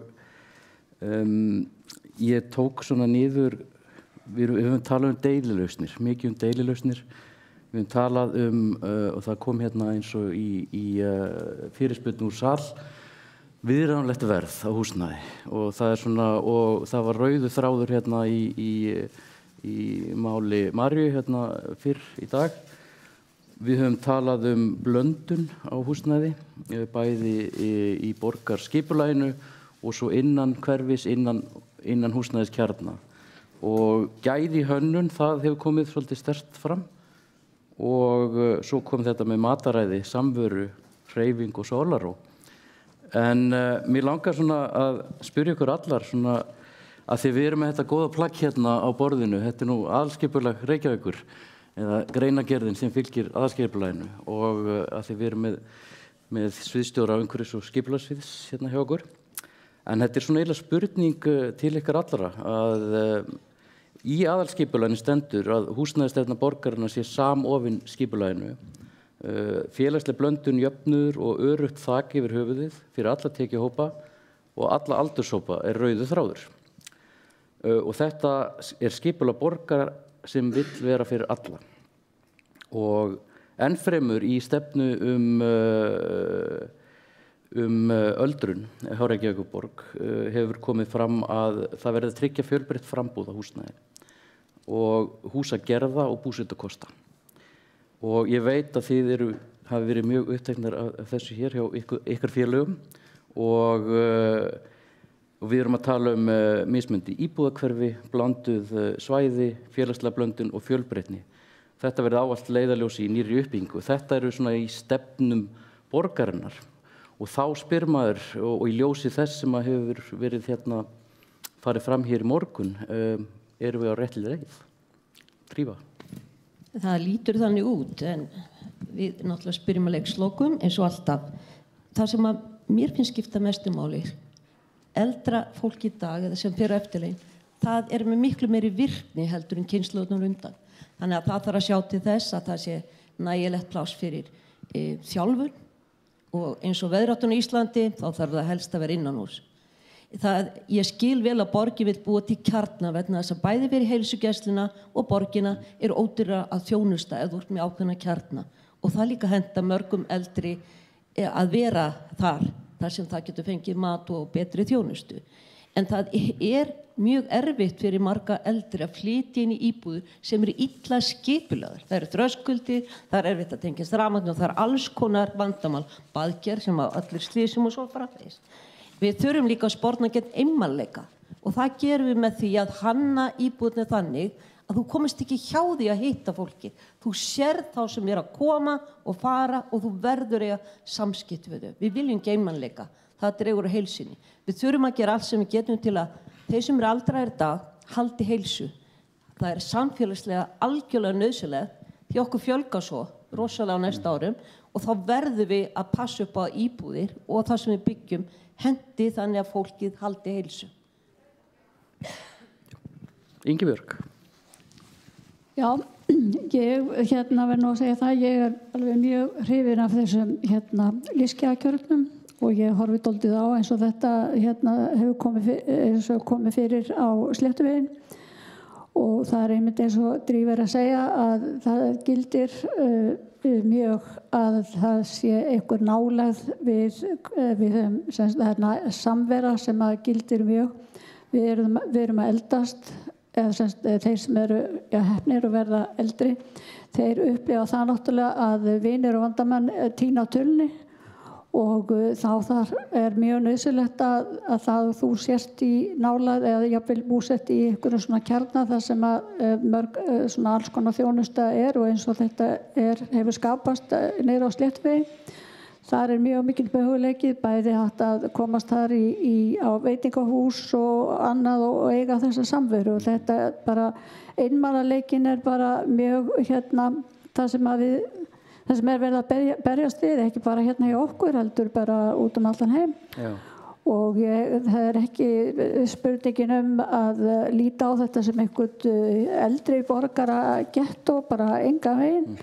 Vegna þess að eldri borgari sem býr í svona bara sem dæmi í kannski 10 hæða blokk innan allan aldur og einmana, hann fer ekkert fram á skör til þess að taka spjall við 14 ára ungling sem býr í næstu íbúð. Það bara mjög nauðsynlegt að hafa greiðan aðgang að sínum jafnöldrum og það sé bara eitthvað líf og það bara meiri virkni almennt og verið að svona keppa af því að eldri borgarar séu meira virkir en var hérna áður. Já. Þá talandi eldri borgara getto og svo framvegis. Þú talar það þessi nauðsyn þess að Brent talaði gönguvænar borgir og þetta sé mjög mikill lykill, sérstaklega þegar árin færast yfir. Ólöf, hvernig höfum við verið að skipuleggja borgina? Erum við að gera nóg? Við erum örugglega aldrei að gera alveg nóg, en ég alveg sannfærð það að við sem á réttri leið. Við erum ég vil horfa á borgina sem lífsgæðakjarna bara í heild sinni og hverfin líka sem lífsgæðakjarna og svo reyti innan hverfa sem geta þá þróast með þeim hætti þess að þið eru að tala það sem meiri þjónusta. En ég svolítið á þeirri línu, ég held að sé bara þannig að fólk svo mismunandi, alveg á sama hvað aldrei það Þannig að einhver sem þrífst mjög vel í samfélagi, fólk svo líkum aldri, það bara eitthvað sem við þurfum að uppfylla þarfir þeirra og líka þeirra sem þrífast bara mjög vel eins og mín góða grannkona sem bjó hjá okkur þá flutt á grund 97 ára. Hún vildi horfa út gluggann og horfa á krakkana leika sér á leiksvæðinu og hún bjó lengi heima því hún bjó í nágranna samfélagi. Þannig ég held að við þurfum að hafa þetta hlaðborð eins og við erum svolítið búin að heyra í dag, marga kosti fyrir margs konar fólk, því að ég held að sé ekki ein lausn sem hendi mörgum. Þannig að því sögðu það finnst mér svo mikið að við séum í þessu samtali og við gerum náttúrulega ekki neitt á þess að okkar góðu uppbyggingaraðilar sem að þróa borgina með okkur, séum með okkur í samtalinu. Þess vegna held ég að við séum á svolítið góðum stað núna alltaf að taka það lengra. Persónulega myndi ég ekki vilja sjá risasvæði bara fyrir einn aldurshóp. Ég 55 ára, ég geti flutt inn á svona svæði í dag. Heldur miklu frekar sjá þessi svæði þróast með þessum hætti sem við að tala og svo eitthvað til viðbótar, sama hvort það eru íbúðir eða blokki fyrir yngra fólk og hugsanlega leikskóla fyrstu hæði eða stúdenta eða eitthvað annað, þannig að mixi geti verið, við sem ekki allt og stór unit sem geta þá flokka sem einhvers konar getto þó maður vilji helst ekki nota það orð, en við sem alltaf að huga að þessari blöndun, félagslega, íbúðastærðum, íbúðagerðum, en líka fólk sem vant að búa í stóru húsi með garð, geti búið bara í íbúð, en það sem garður sameiginlega eins og hérna í dönsku projektunum, að við höfum þetta allt, þannig að hafi valkostin í raun og verið gegnum lífið og ég ætla bara einu við, ég geti talað þetta heilengi, það í hverfiskipulagi sem við erum að gera í grónum hverfum, þurfum líka að byggja svona kjarna eða einhvers konar þjónustu í grónum hverfum, þannig að fólk geti flutt sig innan hverfa. Þar eru þróunarsvæði sem eru frátekin fyrir frekari þróun, þannig við höfum svo mikla möguleika í að flétta öll þessi verkefni, hvernig sem svo útfærandi inn í grónukverfin og huga að þeim í öllum nýrri hverfum eins og upp á Keldum sem svona það heitast á núna. Akkurat.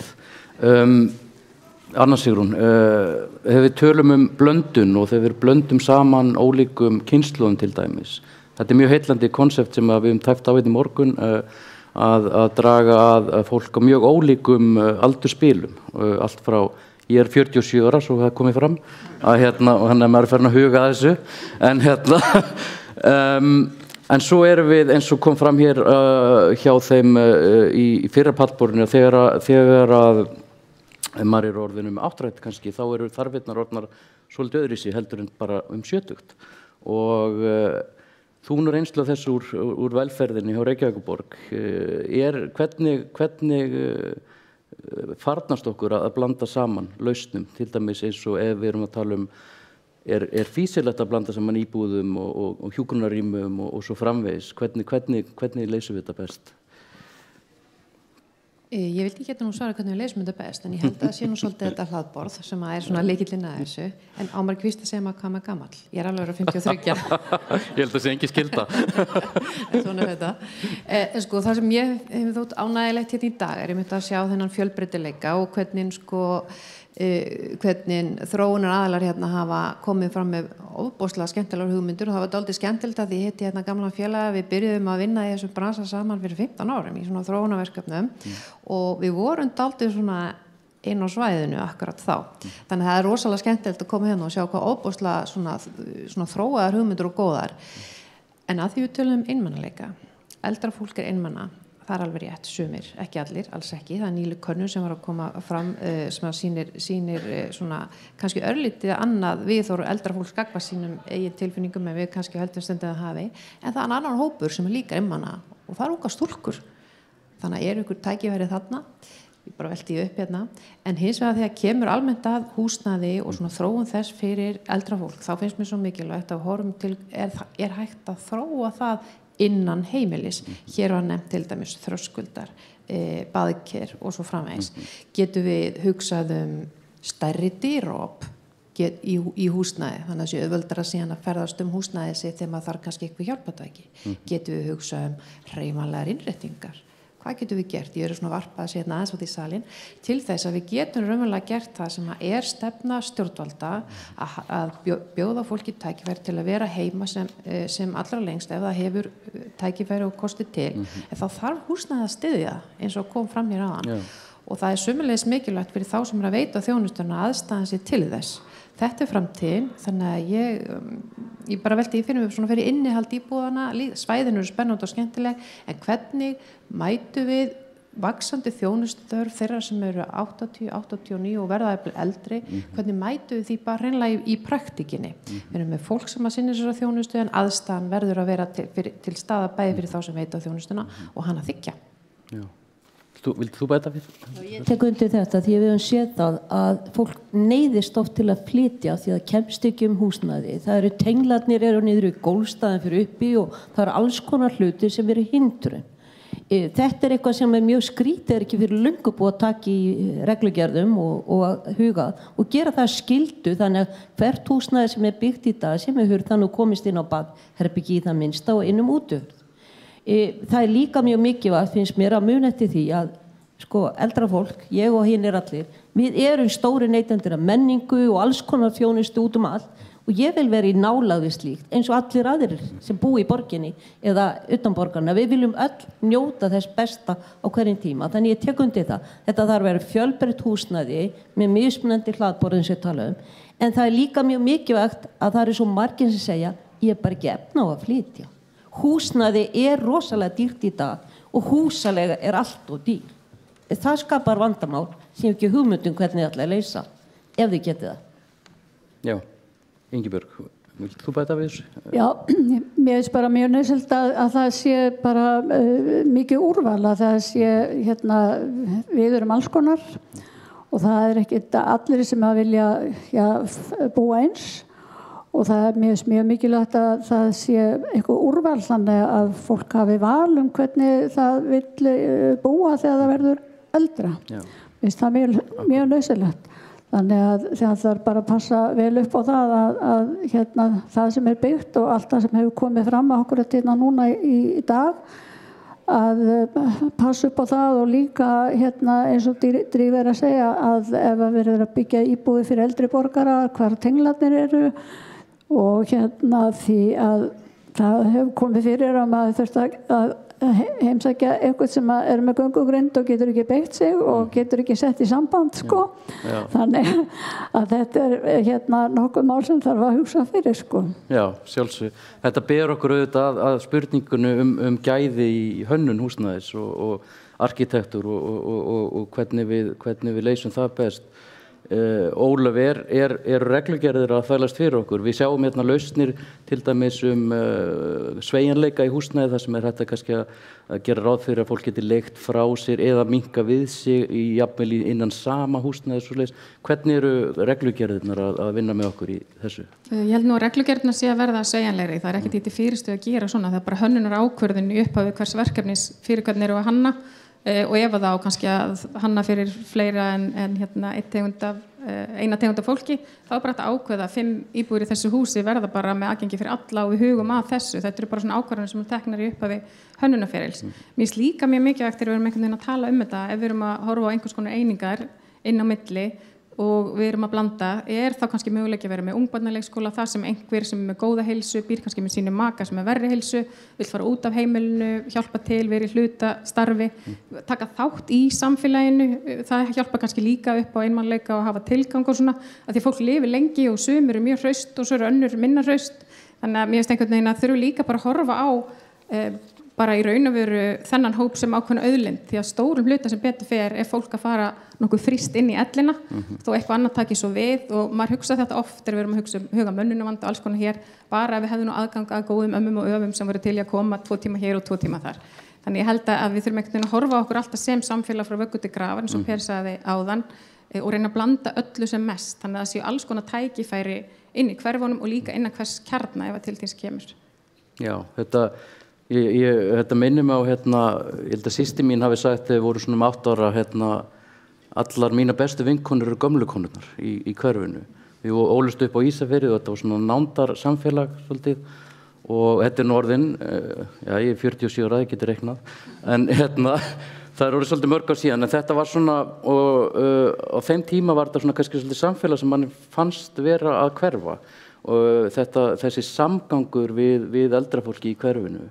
Ég var að kynna mér svolítið rannsóknir sem hafa verið gerðar í Bretlandi þessu nýlega þetta með kynslóðurnar, að auðvitað eldra fólk ólíkt innbyrðis eins og bara allir hópar, en eins og Beint talaði áðan að það virtist vera svona hjá mörgum þessi löngun til þess að geta verið í sambandi við sína afkomendur og barnabörn og svo framvegis, og að þeir þurfa að bjóða upp á þá aðstöðu til þess. Og einnig kemur fram að unga kynslóðin hefur bara gott að því að umgangast eldra fólk, að sýni sig í málþroska og félagsfærni og svo mörgum hlutum. Hvaða skoðanir hafið á þessu? Hefur eldra fólkið gaman að því að vera innan yngra fólkið að þessu leyti? Ég held að það sé afskaplega margir. Allavega ég í þeim hópi, bara kom úr 7 vikna ferð að passa barnabarn í Svíþjóð, og ég held að það sé nú nokkuð algengt að eldra fólk leggist þarna rogaskálarnar, og ég held að það sé bara eins og þetta barnabarn sem ég var að passa, hún myndi ekki nenn að koma til ömmu að það væri ekki eitthvað gaman. Og þess vegna við þurfum að búa til umhverfi sem passar fyrir alla aldurshópa, því að við kærum okkur ekki að vera í einangur, þetta ekki vera einangrunarbúðir fyrir eldra fólk sem bara fyrir það. Við viljum að það sé þannig að allir finnir sig velkomna og við getum gert það sem við þurfum. Við getum notið menningar í næsta nágrenni, við komumst í verslunina, við hittum vin og kunningja, og það reyndar tengslanetti mjög mikið. Þess vegna mikið að við getum flutt innan hverfis. Og við þurfum líka að geta átt gott samstarf fjölskyldu, þannig að það líka samgöngur líka mjög mikilvægar. Og það líka mikilvægt að þeir sem hreyfihamlaðir geti komið á bíl, að það sé bílastæði fyrir þessa hreyfihamluðu. Það þarf að vera svo ótrúlega margt til þess að allt gangi upp, þannig allt verðum besta hættu og verður sjálfsagt aldrei búið, en mér finnst rosalega mikilvægt að við búum til mismunandi form.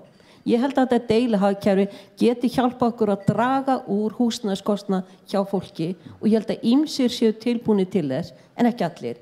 Við erum brenda því að það borgar sig sjaldnast að vera á leigumarkaði, þannig við viljum flest eiga okkar húsnæði, en svo líka margir í dag að hugsa að selja og minnka við sig til að geta fara ofta til útlanda eða hvað það nú ofta í leikhús og nefni það. Þannig ég held að þetta sé rétt. Við þurfum að hafa hlaðborði í lagi. Ingibjörg. Já, mér veist það einmitt mjög gott að börn getur umgengst þá eldri, og það varðveitast þá einhver hugtök, og ég get til dæmis tekið eitt dæmi eins og daginn, það voru 10, 11 og 12 ára komin börn. Þau vissi ekki hvað fjós var og þau vissi ekki hvað hlaða var. Þannig að þetta náttúrulega börn í dag sem hafa ekki verið í sveit. Ég hef verið í sveit, þannig að ég kann á þetta.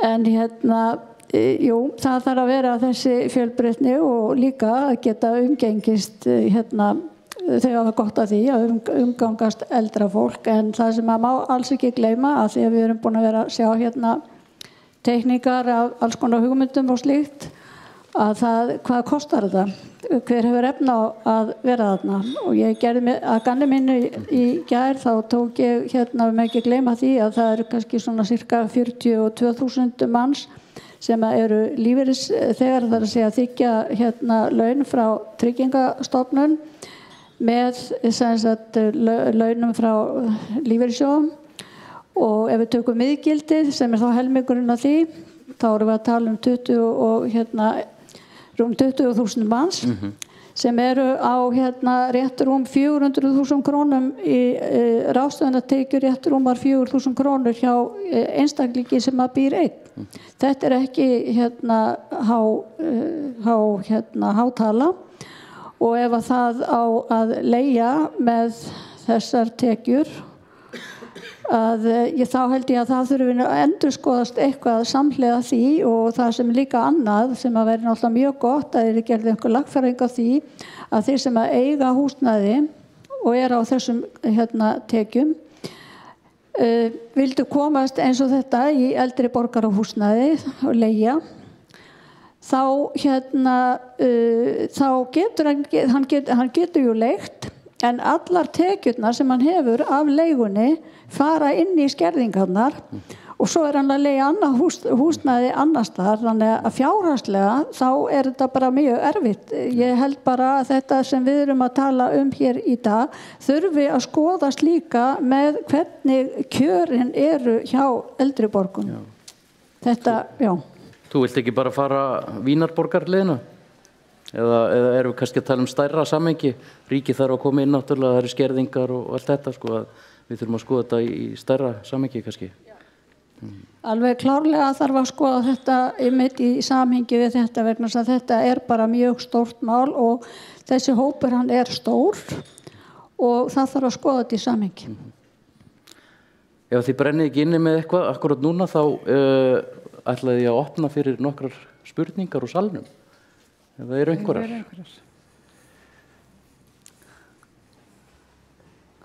Það er engin hönd á lofti. Þannig að við... já, Anna Sigrún. Alla þetta sjá, já. Við höldum bara spjallinu áfram, það vakna kannski spurningar á meðan. En við langaði bara að taka undir þetta með Ingibjörgu. Við getum ekki verið í tómarúmi með þetta og ég veit að enginn af þeim aðalum sem hér á koma fram hafa hvorki Borgarstjóri eða byggingaraðilegar aðri framsögumenn hafa gera ráð fyrir því heldur þetta allt hlut á stóru heild ég ekki sannarlega undir þetta með Ingibjörg og það var kannski það sem Beint sagði líka áðan að hann talaði að vera svolítið auðmjúkur í nálgun hann talaði það að vera eins og hans staða var svo hann lendi í því að vera blindur tíma og upplifði þá aðstæður þannig og skildi þá betur umhverfið sitt út frá því sjónarhorni og þess vegna finnst mér bara áríðandi að við hugsaum það líka eins og Borgarstjóri sagði hérna strax í byrjun að skulum ekki ganga út frá því við vitum hvað fólk vilji. Kannski getum við bara mögulega að skoða það, gert sérstaklega könnun á því. Ég held að það hefur verið hans hugmynd meðal annars. Og ég held að þá munu komið fram ennþá fjölbreyttari hugmyndir en við sáum hér í dag sem að þó voru algjörlega frábærar. Akkurat.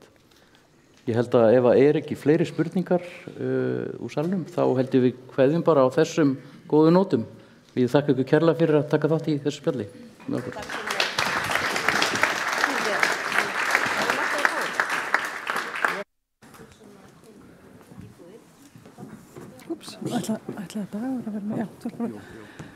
Takk kærlega fyrir þetta, bara áður en þið kannski gangur salnum dagur, ætla bara rétt að segja hvað sér þú? Það er ekki að segja Ég ætla ekki að segja annað en það að þetta er búið að vera frábær morgun, takk kærlega fyrir innlitið inn í þessa reiti og hugmyndunar eins og að standa núna, takk kærlega fyrir raddir úr samtökum eldra fólks og sérfræðingan okkar, þetta er algjörlega ómetanlegt. Ég var búinn að þakka erlendu fyrirlesurunum okkar. Ég held að við getum einhvern veginn sleppt í að gera alls konar mistök og komið okkur áratugi lengra og dýpra inn í umræðuna með því að svona vita hvað hefur ekki reynst vel og hvað hefur reynst vel annar staðar. Lífsgæðakjarnar er eitt af lykilverkefnunum núna. Samningagerðin og mótunin næstu mánuði og uppbyggingi næstu misserin. Mjög gaman að sjá ykkur og ég held við förum öll ríkari út í daginn og þessi verkefni eftir fundin og þessu morgni. Svo verðum við hér með hefðbundin íbúða húsnæðisfund miðjan nóvember og þá sýnum við svona á öll spilin og útfærslurnar á næsta áratug eða svo. Takk fyrir í dag.